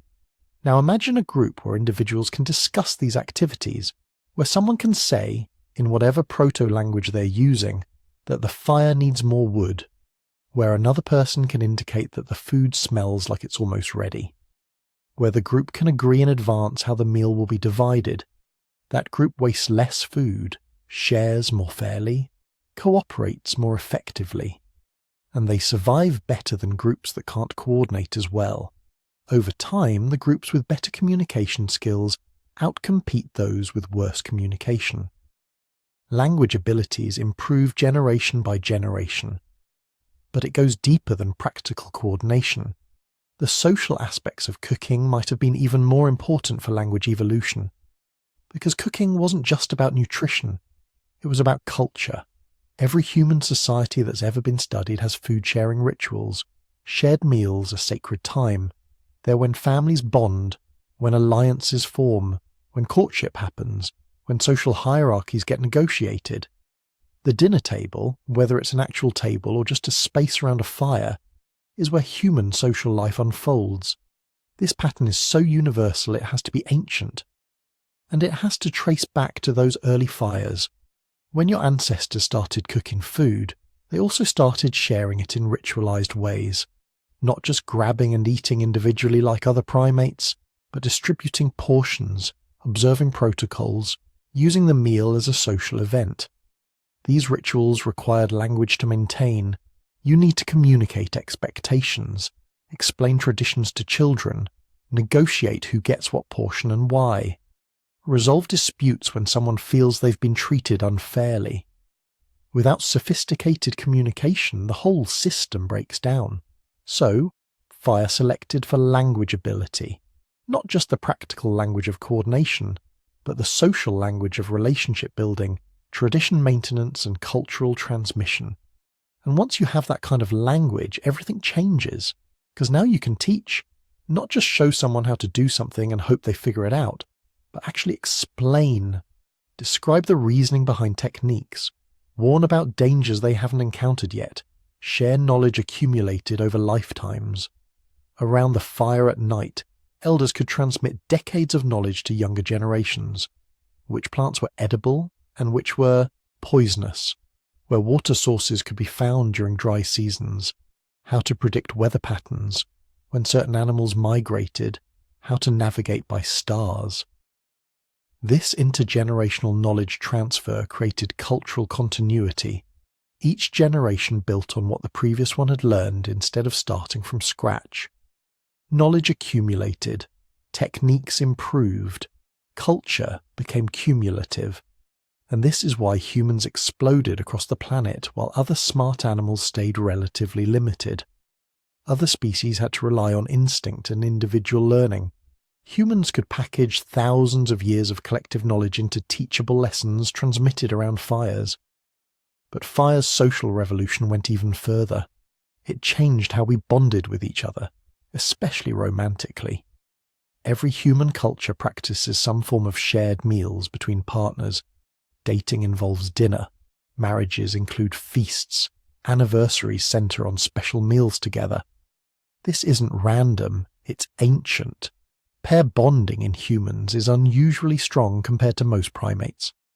Most apes don't form lasting partnerships. Humans do. And the evidence suggests this shift happened alongside the adoption of cooking. When your ancestors started investing time in preparing food, sharing meals became an intimate act. Cooking for someone signaled investment. Sharing scarce resources showed commitment. Around the fire, couples could sit together away from the main group. They could talk without being overheard. They could strengthen bonds through thousands of hours of quiet companionship. This intimacy was new in the primate world, and it helped create the stable partnerships that became the foundation of human family structure. Fire also enabled something even stranger: ritual, symbolism, the beginnings of what we might call spirituality. Because fire itself became sacred. In every human culture ever documented, fire holds special meaning. It's treated with respect, often with reverence. There are rituals around lighting fires, maintaining them, extinguishing them. Fire appears in origin stories, in religious ceremonies, in rites of passage. This universality suggests something deep. Our ancestors didn't just use fire, they developed a relationship with it, an emotional, almost spiritual connection, and it makes sense. Fire kept them alive, protected them, fed them, brought them together. It was the centre of their world, the one constant in a dangerous, changing landscape. Around fires, the first human rituals probably emerged. Maybe someone noticed that certain actions seemed to make hunts more successful, not because of any real causal connection, but just random correlation. They started repeating those actions. Others joined in. Over time, these became traditions, ceremonies, the earliest forms of what we call religion. All of this, every bit of it, traces back to that simple fact. Fire is magnetic. It draws us together. And when it drew our ancestors together night after night, year after year, millennium after millennium, it transformed us from smart apes into something entirely new. Social creatures capable of cooperation at scales no other species could match. Storytellers who could transmit knowledge across generations. Symbolic thinkers who could create meaning and purpose beyond mere survival. The fire made us human, but the hearth made us humanity. A collective, a culture, a species that survived not just through individual adaptation, but through shared knowledge, coordinated action, and social bonds strong enough to face anything the world could throw at us. And we were going to need those bonds, because what came next would test them like nothing before. But here's where the story gets really wild. Because fire didn't just give us cooked food and protection from predators, it literally rebuilt our brains from the inside out. Picture this. You're looking at a Homo habilis skull from 2 million years ago. Small, compact brain capacity around 600 cubic centimetres. That's roughly the size of a large orange. Now look at a modern human skull. Brain capacity around 1,400 cubic centimetres, more than twice as large. And if you track the timeline of when these changes happened, they map almost perfectly onto the timeline of fire control. This wasn't coincidence. This was the most dramatic neurological transformation in mammalian history, and it happened in evolutionary terms incredibly fast. Something was driving an explosive expansion of human brain tissue. Something was making bigger, more energy-hungry brains not just viable, but actually advantageous enough that natural selection kept pushing for more. That something was fire. But to understand how fire created the superbrain, we need to talk about the most expensive organ in your body. Your brain represents about 2% of your body weight, but it consumes roughly 20% of your daily calories. In infants, it's even more extreme. A baby's brain can use up to 60% of the calories they consume. This creates what biologists call an energetic constraint. You simply cannot evolve a bigger brain unless you can reliably provide it with enough energy to function. Before fire, this constraint was absolute. Our ancestors could only support brains of a certain size because their digestive systems could only extract a certain amount of energy from raw food. It's like trying to run a supercomputer on a 9-volt battery. The hardware might be capable of amazing things, but without sufficient power, it's useless. Fire removed that constraint. Suddenly, the same amount of food could provide dramatically more calories. The same digestive system could support a much more energy-hungry brain. Natural selection responded immediately. Any mutation that increased brain size, particularly in regions associated with planning, social cognition, and tool use, suddenly became massively advantageous. Within a few 100,000 years, human brain size began expanding at a rate unprecedented in evolutionary history. But it wasn't just getting bigger, it was being fundamentally restructured. The most dramatic changes happened in the prefrontal cortex, the region right behind your forehead. This is your brain's executive control center, responsible for planning, impulse control, abstract thinking, and social reasoning. In other primates, it's relatively small. In humans, it's massively expanded, taking up a much larger proportion of total brain volume than in any other species. And here's the thing. Fire control requires exactly the cognitive abilities managed by the prefrontal cortex. Think about what's involved in maintaining a fire. You need to plan ahead, gathering fuel before the current supply runs out. You need impulse control, resisting the urge to use all your firewood at once, even when you're cold. You need to understand abstract concepts like fuel efficiency and heat management.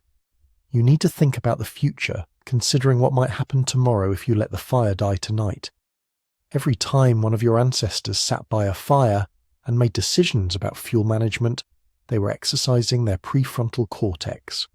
And individuals with slightly better executive function, slightly better planning abilities, slightly more impulse control, they were the ones whose fires didn't go out.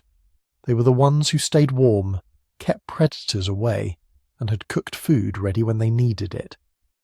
Over thousands of generations, this created intense selection pressure for enhanced prefrontal function.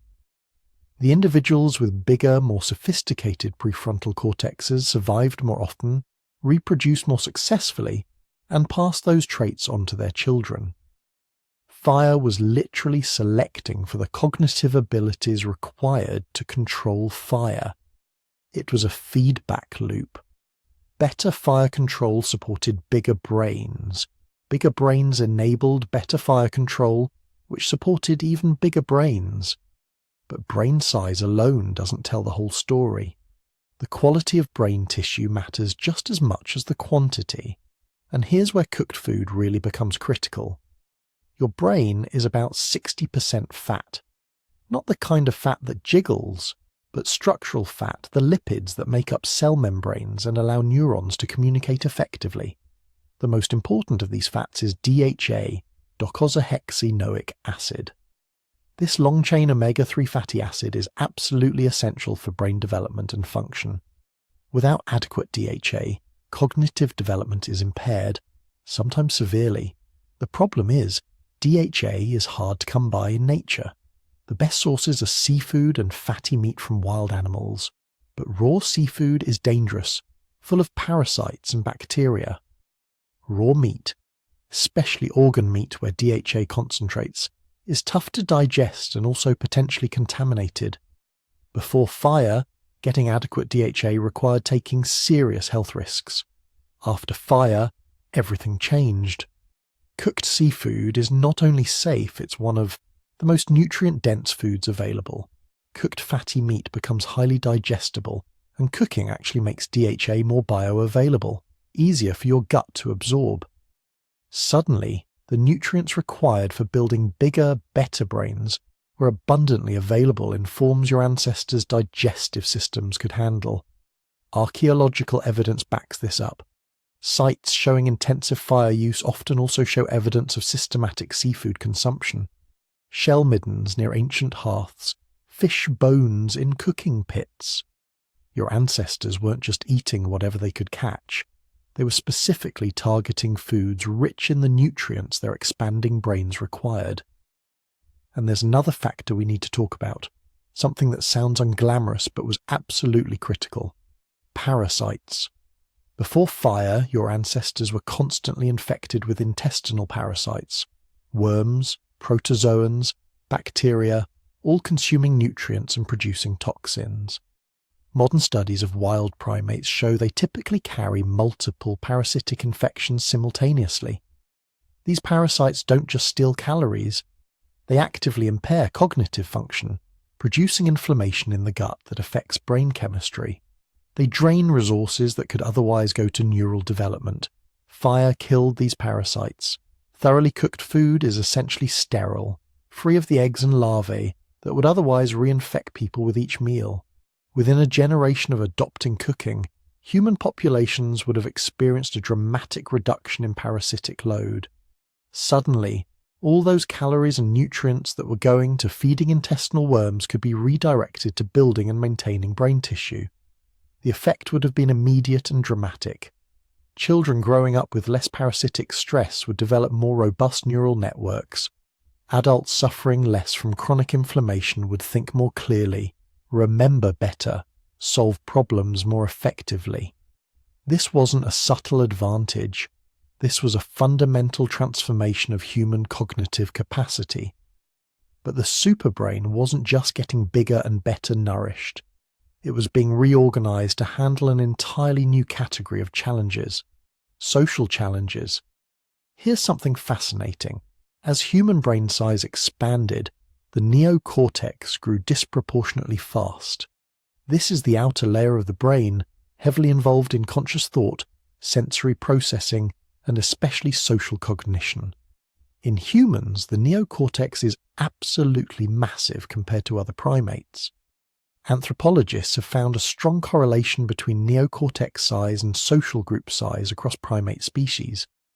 Bigger social groups require bigger neocortexes to manage all the relationships, alliances, and social information.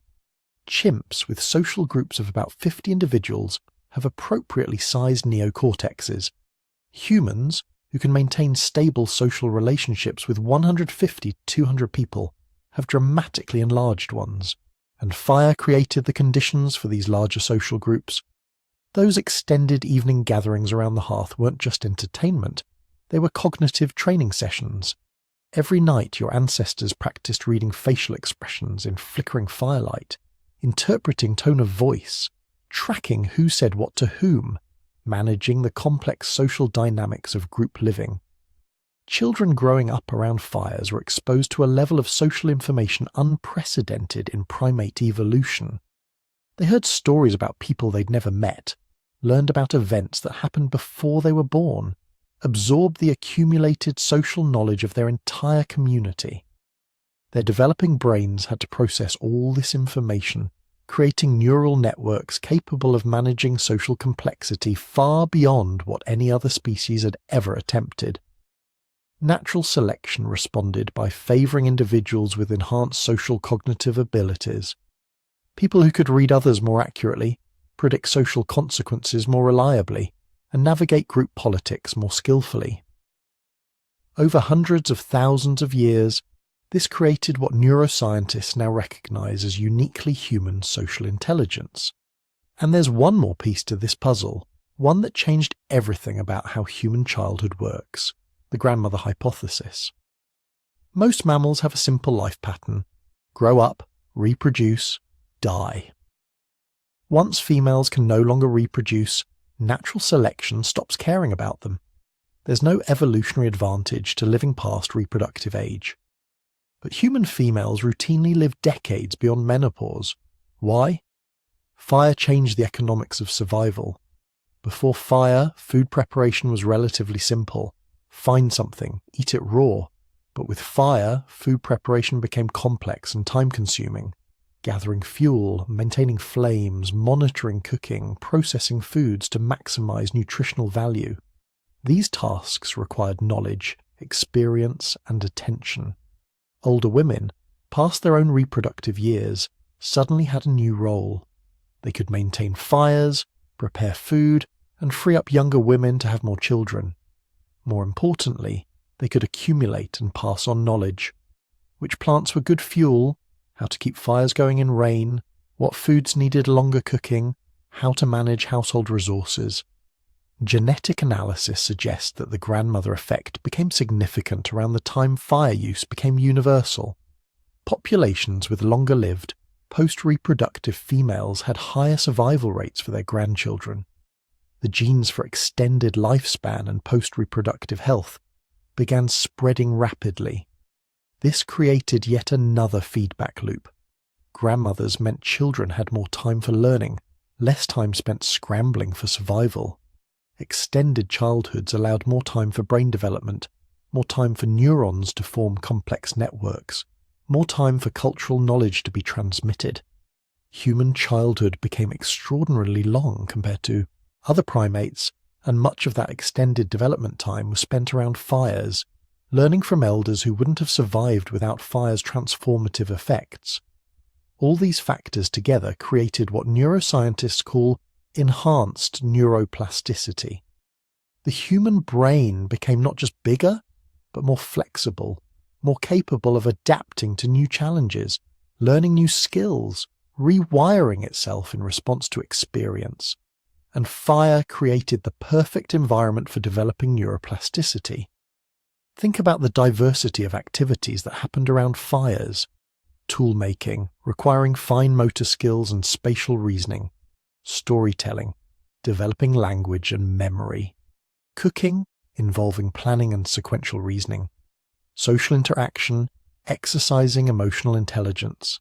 Every evening was a cognitive workout, exercising different neural systems in different ways.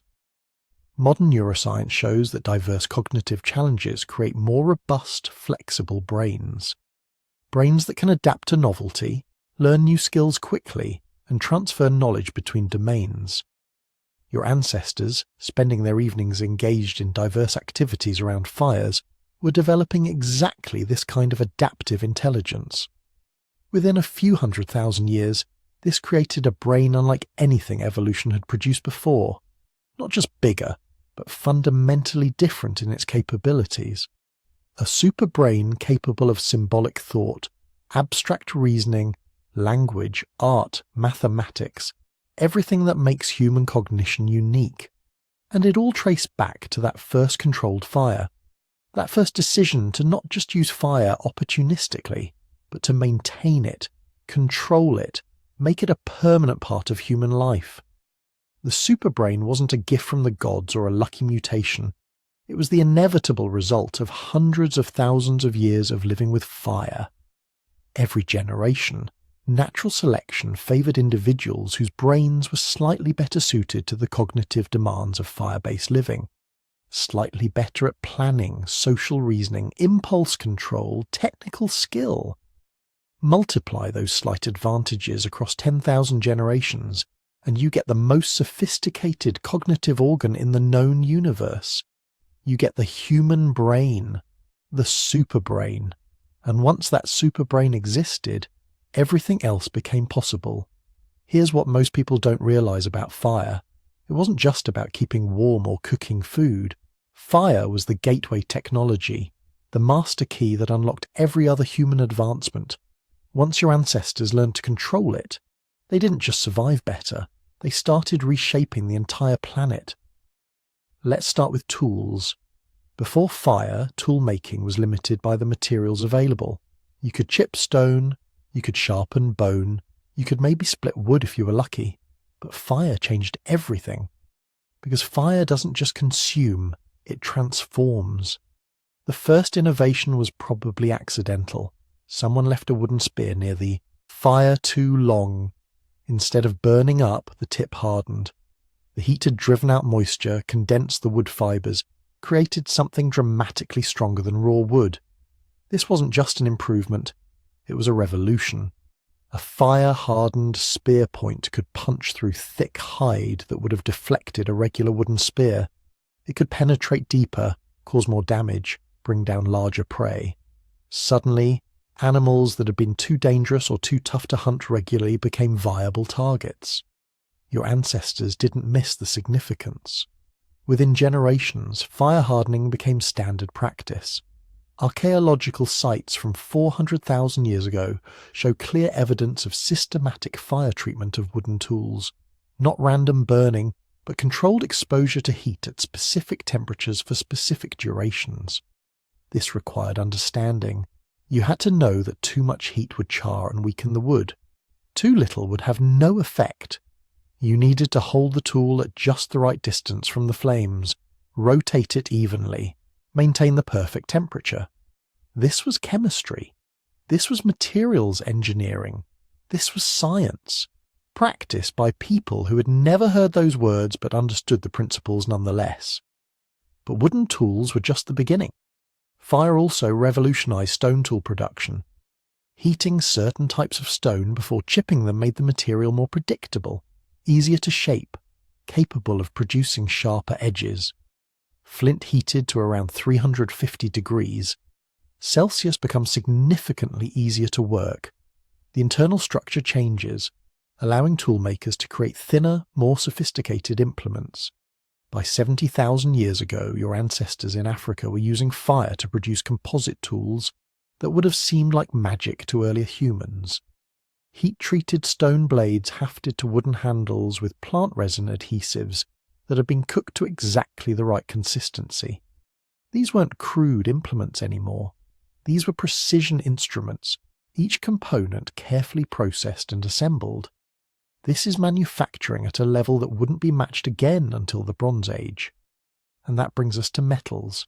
The discovery that certain rocks, when heated to extreme temperatures, would melt and reform into workable material was probably another accident. But it was an accident that could only happen to a species that had been using fire intensively for hundreds of thousands of years.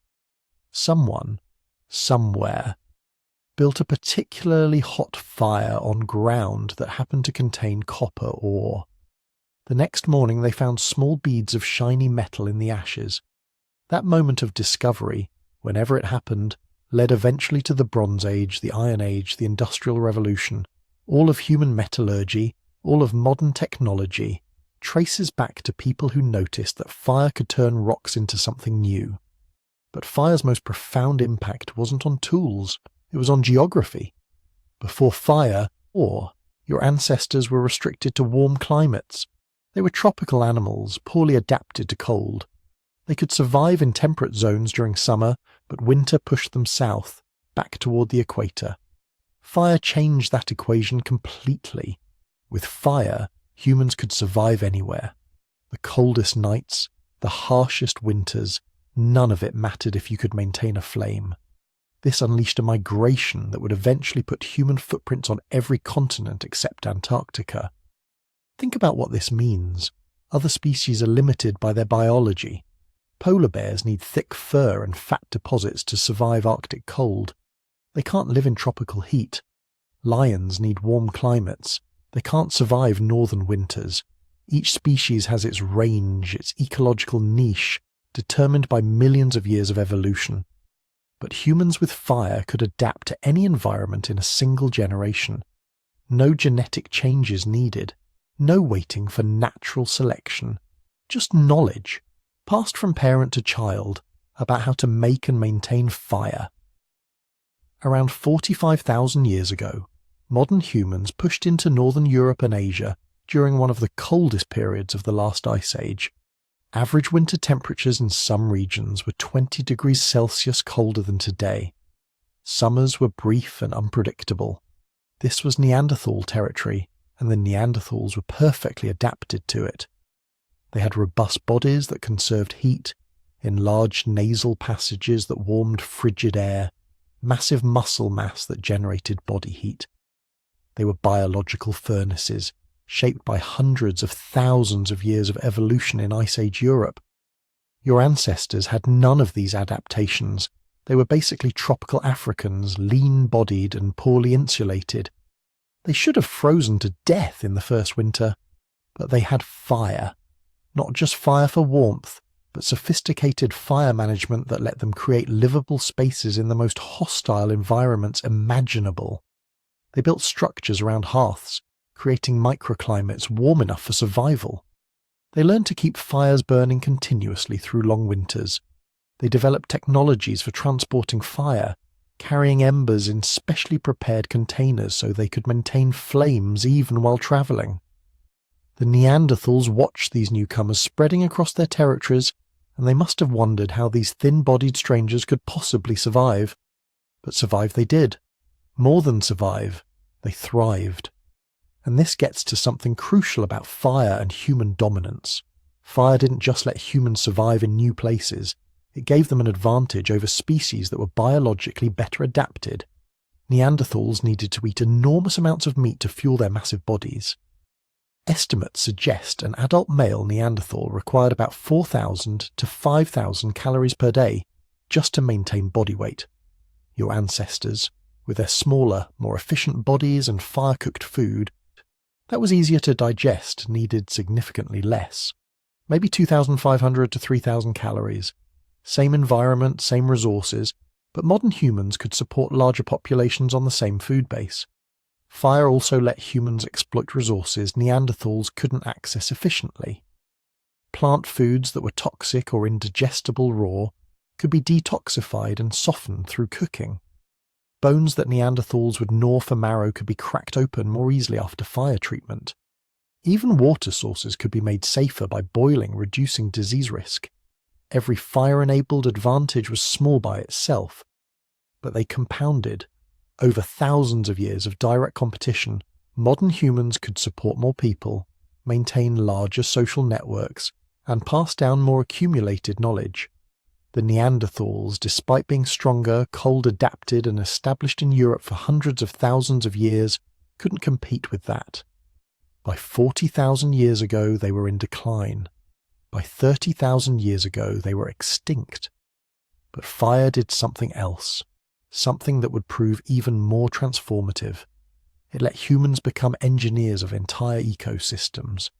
Your ancestors figured out early that fire wasn't just a tool for working materials or staying warm, it was a tool for reshaping landscapes.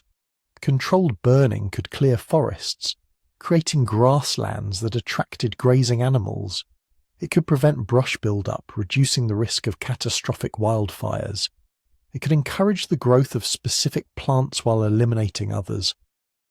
This was ecology. This was environmental management at a scale no other species had ever attempted. In Australia, Aboriginal peoples have been using fire to manage landscapes for at least 50,000 years. They practice what they call cool burning, low-intensity fires set during specific seasons to clear undergrowth without damaging larger trees. This creates a mosaic landscape, patches of different vegetation types at different stages of regrowth. The result is incredible biodiversity and sustainable game populations. This isn't random burning. This is sophisticated environmental engineering based on deep understanding of fire ecology, plant responses, and animal behavior. In North America, indigenous peoples used fire to create and maintain vast grasslands that supported massive bison herds. When European colonizers arrived and suppressed these burning practices, forests began reclaiming the grasslands within decades. What the colonizers thought was pristine wilderness was actually a carefully managed landscape, shaped by thousands of years of deliberate burning. In Africa, controlled burning has been shaping savannas for hundreds of thousands of years.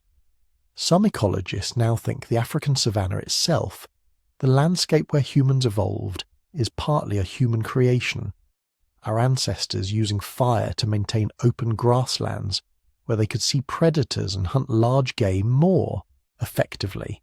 If this is true, it means humans didn't just adapt to their environment, they created it. They terraformed their own cradle. This feedback loop is crucial to understanding how fire made us human. Better fire control led to better nutrition. Better nutrition supported larger brains. Larger brains enabled more sophisticated fire use, more complex tools, better hunting strategies. These advantages supported larger populations. Larger populations meant more innovation, more accumulated knowledge, more pressure to develop even better technologies. Each advancement created conditions that favoured further advancement. Consider population growth. Before fire and cooking, early humans probably lived in small, unstable groups, similar to modern chimpanzees. Bands of maybe 20 to 40 individuals, rarely staying in one place for long. High infant mortality, frequent starvation, populations that rose and fell with resource availability. But fire changed the equation. Cooked food meant better nutrition for pregnant women and nursing mothers. Warm, protected campsites reduced infant mortality. The ability to preserve and store food through smoking and drying meant less starvation during lean periods. By 100,000 years ago, human population structures were fundamentally different from any other primate. Groups were larger, more stable, more permanently settled around reliable fire-keeping sites. Archaeological evidence shows continuous occupation of certain caves and rock shelters for thousands of years. These weren't just temporary camps anymore. These were homes, places where multiple generations lived, died, and passed down knowledge. Larger, more stable populations accelerated innovation. More people meant more potential inventors. More generations living in the same place meant better knowledge preservation. Children learning not just from parents but from grandparents, accumulating decades of experience. This is what anthropologists call the ratchet effect. Each generation builds on the previous one's knowledge, and the achievements don't slip backward. You don't have to reinvent fire-making or spear hardening every generation. It's passed down, refined, improved. By 10,000 years ago, this fire-enabled ratchet had brought humans to the brink of the agricultural revolution. But here's what's interesting. Agriculture wasn't a sudden invention. It was the culmination of tens of thousands of years of fire-based landscape management. Your ancestors had been using fire to encourage useful plants for millennia. They knew that burning cleared land, enriched soil with ash, and promoted new growth. They understood that certain plants responded to fire by producing more seeds, growing back more vigorously. They had observed for generations how disturbed ground around campsites produced abundant edible plants. When the climate stabilized after the last ice age, people in multiple regions independently made the leap from encouraging wild plants to deliberately planting them. But this wasn't a leap into the unknown. It was the logical extension of fire-based ecosystem management they'd been practicing for 50,000 years. Agriculture emerged from a deep understanding of how fire, plants, and soil interact. Knowledge that could only have been accumulated through millennia of experimentation. And once agriculture emerged, it created yet another feedback loop. Farming supported larger, denser populations. These populations required more intensive land management, more burning to clear fields, maintain pastures, prevent forest encroachment. Within a few thousand years, human-set fires were reshaping entire continents. The Amazon rainforest shows evidence of extensive pre-Columbian burning and management. The forests of Europe were largely cleared by Bronze Age farmers using fire and axes. The grasslands of Central Asia were maintained by nomadic peoples using systematic burning practices. Humans had become the first species in Earth's history to fundamentally reshape planetary ecology through tool use, not through biological processes like photosynthetic bacteria, but through technology, through the controlled application of energy, which is ultimately what fire is. And all of it traces back to those first moments when your ancestors figured out how to keep a flame alive, how to make it work for them instead of just fleeing from it. This is fire's true legacy, not just warmth or cooked food, but the beginning of humanity's transformation from one species among millions to the dominant force on Earth. The species that would eventually split atoms, send rockets to the moon, and reshape the planetary climate itself. All of it beginning with a simple innovation, the control of combustion, the mastery of flame, the moment when humans stopped being subject to nature and started being its architects. But that mastery came at a cost and carried implications that your ancestors couldn't possibly have foreseen. We're still living with them today. Here's something strange. You're sitting at home right now, probably in a climate-controlled building with electric lights, central heating, and food that came from a refrigerator. You have no practical need for fire, none whatsoever. But if I told you there was a campfire burning outside or a fireplace crackling in the next room, part of you would want to go sit by it. Not because you're cold, not because you need to cook, Just because. Why? The answer is written in your DNA, carved into your neural pathways by 1,000,000 years of evolution. Fire isn't just a tool your ancestors used, it's the technology that made you human, and your brain remembers.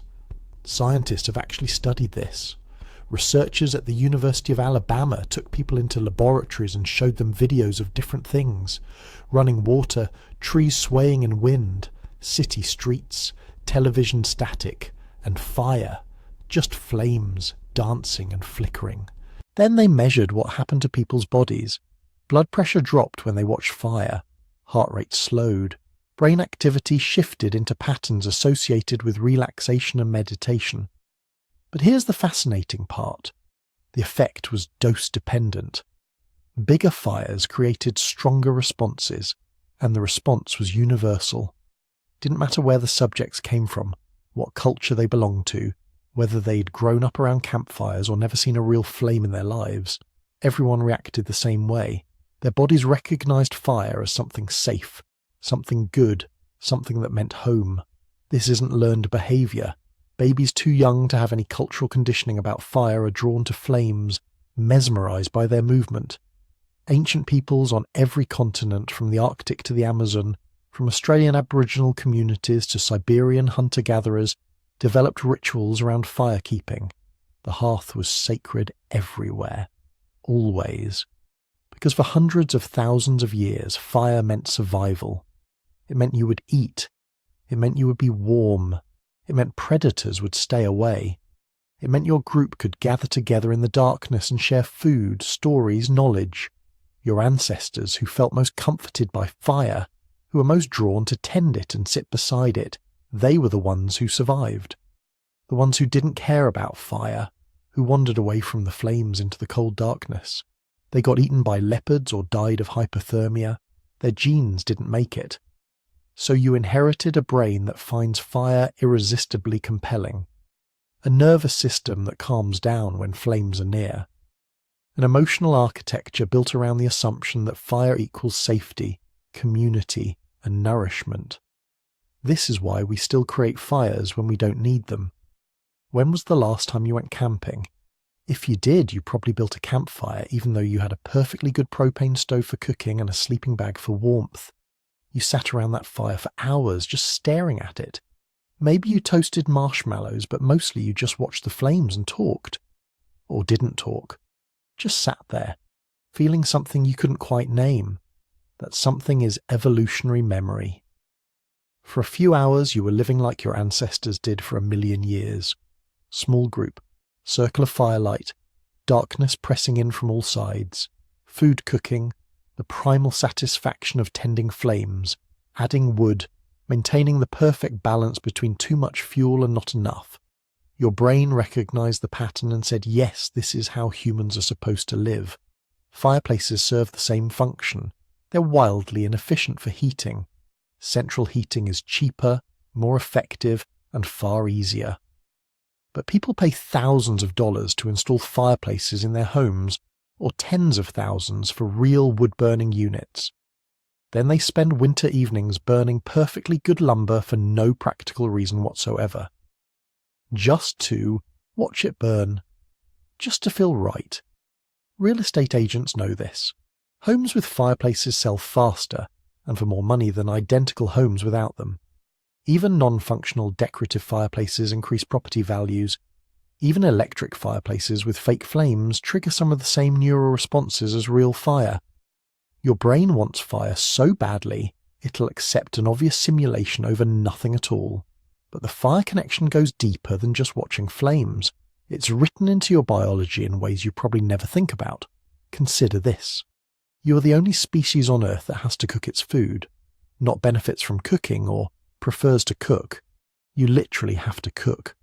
If you try to live on a diet of raw foods, even carefully selected nutritious raw foods, you would slowly starve. Your digestive system cannot extract enough calories from raw meat and raw vegetables to support your enormous brain. You've been so thoroughly transformed by cooking that you're now trapped. You're dependent on fire in a way no other creature has ever been. This is unprecedented in evolutionary history. Plenty of species use tools. Some use them quite cleverly. But no species except humans has become biologically dependent on a technology. Your gut is smaller than it should be for an ape your size. Your jaw muscles are weaker. Your teeth are reduced. Your colon is shortened. All because for hundreds of thousands of years, your ancestors outsourced the work of digestion to fire. Cooking is pre-digestion, breaking down tough plant fibers and denaturing proteins before they ever enter your mouth. This saved energy, which got redirected to your growing brain. But it also made you permanently dependent. You can't go back. A modern human raised on cooked food who suddenly tried to adopt a raw diet would face malnutrition, dramatic weight loss, reproductive problems. Women on strict raw diets often stop menstruating because their bodies don't have enough energy to support both basic metabolism and reproduction. This is fire dependence written into your flesh. Yet most modern humans have completely lost the skills their ancestors considered essential. Quick, right now, could you start a fire without matches or a lighter? Not with a magnifying glass or a battery, just with natural materials you could gather from the landscape? Probably not.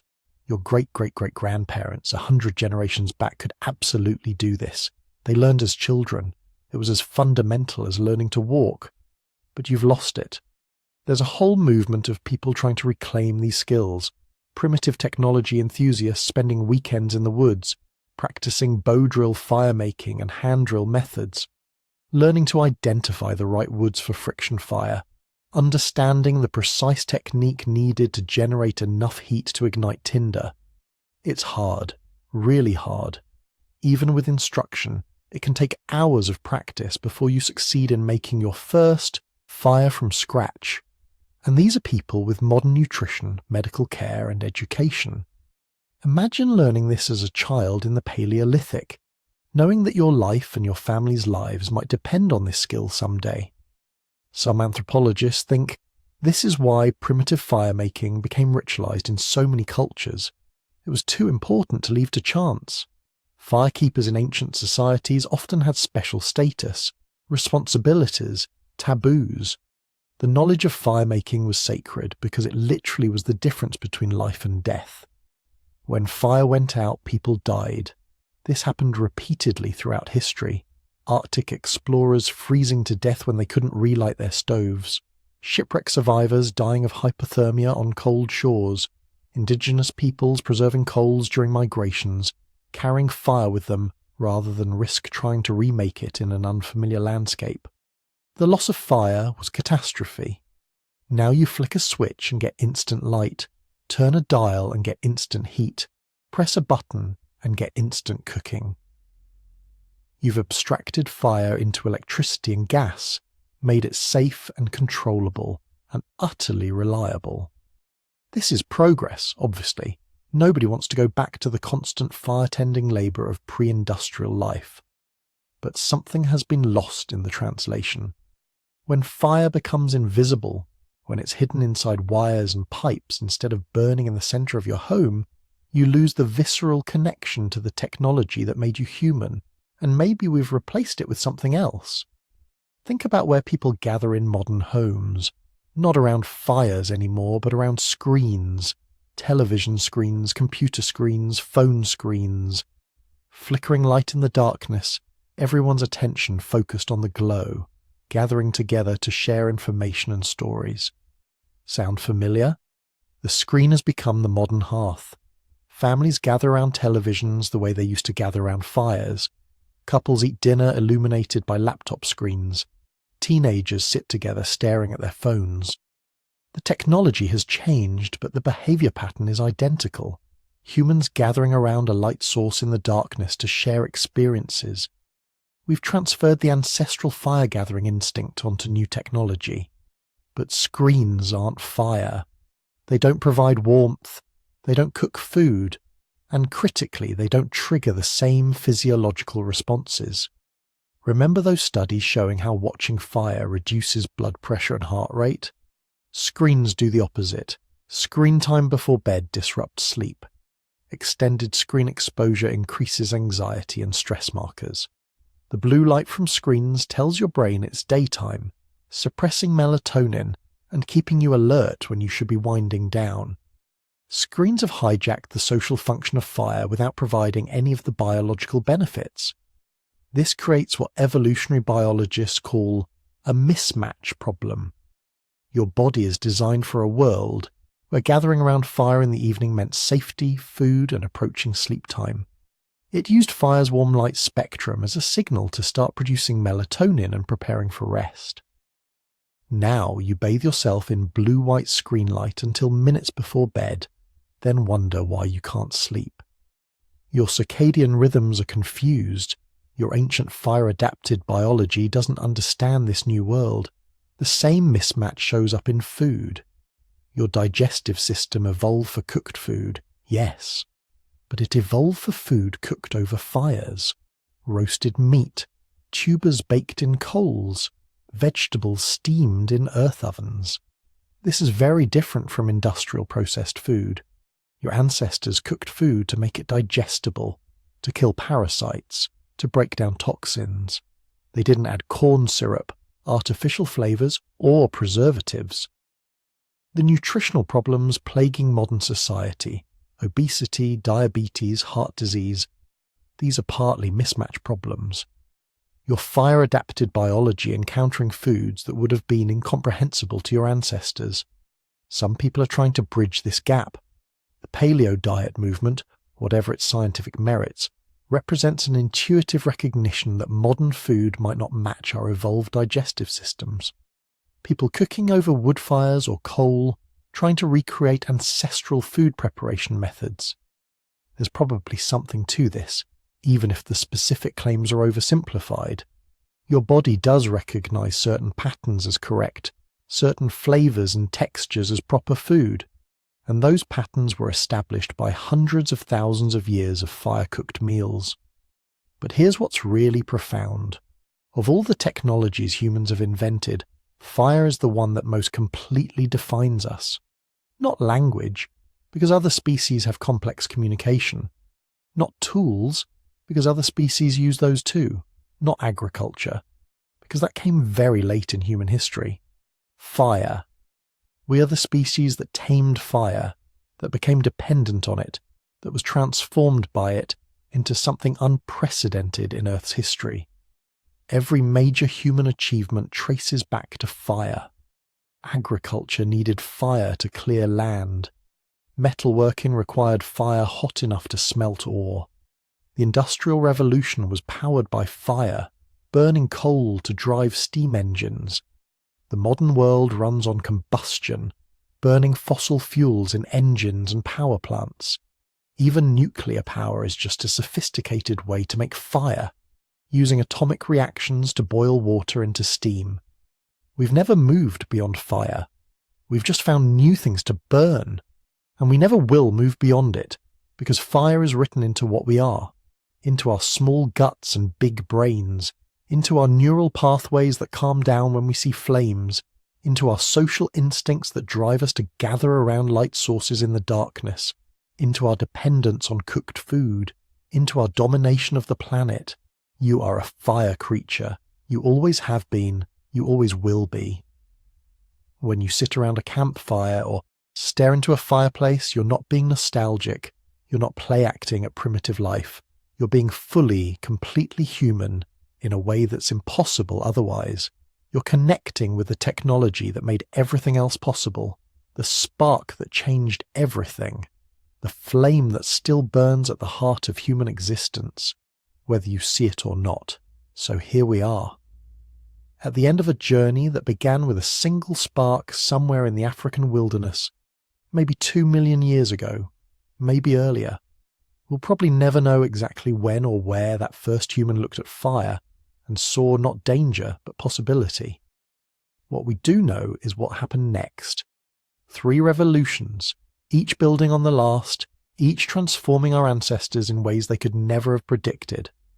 First came cooking, the simple act of applying controlled heat to food before eating it. This wasn't just a new way to prepare meals, It was biological transformation on a scale rarely seen in evolutionary history. Cooked food delivered more calories with less effort. Our guts shrank, our teeth weakened, our jaws became more gracile. But all that energy, all those calories that no longer needed to go toward maintaining massive digestive systems, they got redirected, upward, into larger, more complex brains. Cooking didn't just feed our ancestors. It built the hardware that would eventually let us compose symphonies, split atoms, and send robots to Mars. Then came the conquest of night. For hundreds of millions of years, darkness belonged to predators. Mammals huddled in burrows. Primates climbed trees and waited for sunrise. But fire changed that equation. Suddenly, the night became usable time. Hours that had been lost to fear and sleep became available for tool-making, storytelling, planning. We didn't just survive the darkness anymore. We pushed it back, created islands of light and warmth in the hostile void. Our days effectively doubled. More time to work meant more innovation. More time to socialize meant stronger bonds. The 24-hour cycle that had constrained every species before us became flexible, negotiable, conquerable. But the third revolution, that's the one that truly made us human. The social fire. Those circles of light where our ancestors gathered after dark, where they shared food and stories, where children learned from elders and strangers became allies. That's where culture was born. That's where complex language probably emerged, refined through thousands of generations of fireside conversations. That's where we learned to be more than just clever apes. We learned to be storytellers, teachers, collaborators. We learned to pool our knowledge across generations, building on what came before instead of starting over each time. The superbrain didn't emerge from genetics alone. It emerged from this feedback loop. Fire giving us the calories to grow bigger brains letting us use fire more effectively, better fire use creating more social complexity selecting for even greater intelligence, round and round for hundreds of thousands of years until we became something unprecedented, a species that could imagine things that didn't exist and then bring them into being. Think about that for a moment. Fire is older than agriculture by nearly 2 million years. It's older than writing by probably 1.9 million years. It might even be older than complex language. Every other technology that defines human civilization, everything we think of as making us modern, all of it came after fire. All of it was made possible because some ancestor, whose name we'll never know, whose face we'll never see, was brave enough or desperate enough or curious enough to reach toward flames instead of running away. We owe that person everything. Every meal you've ever eaten. Every night you've spent warm and safe instead of cold and terrified. Every conversation you've had after sunset. Every story you've heard. Every idea you've shared. All of it traces back to that moment when fire stopped being something that happened to us and became something we controlled.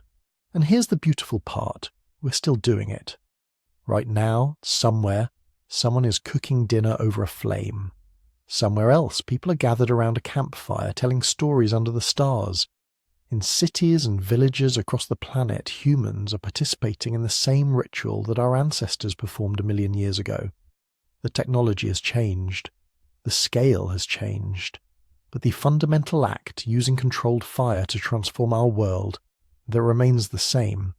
Every time you strike a match, light a stove, or sit by a fire pit, you're connecting to an unbroken chain of human experience stretching back through time to the very beginning of what made us us. You're not just using technology, you're participating in the defining human act, the eternal flame that separates us from every other species that has ever lived. If this story sparked something in you, if it made you see fire differently or understand your own humanity a little better, do me a favor, hit that like button. Leave a comment telling me where you're listening from. I love hearing from viewers around the world, all of us connected by the same curiosity about our shared past. And if you want to hear more stories like this, subscribe to the channel.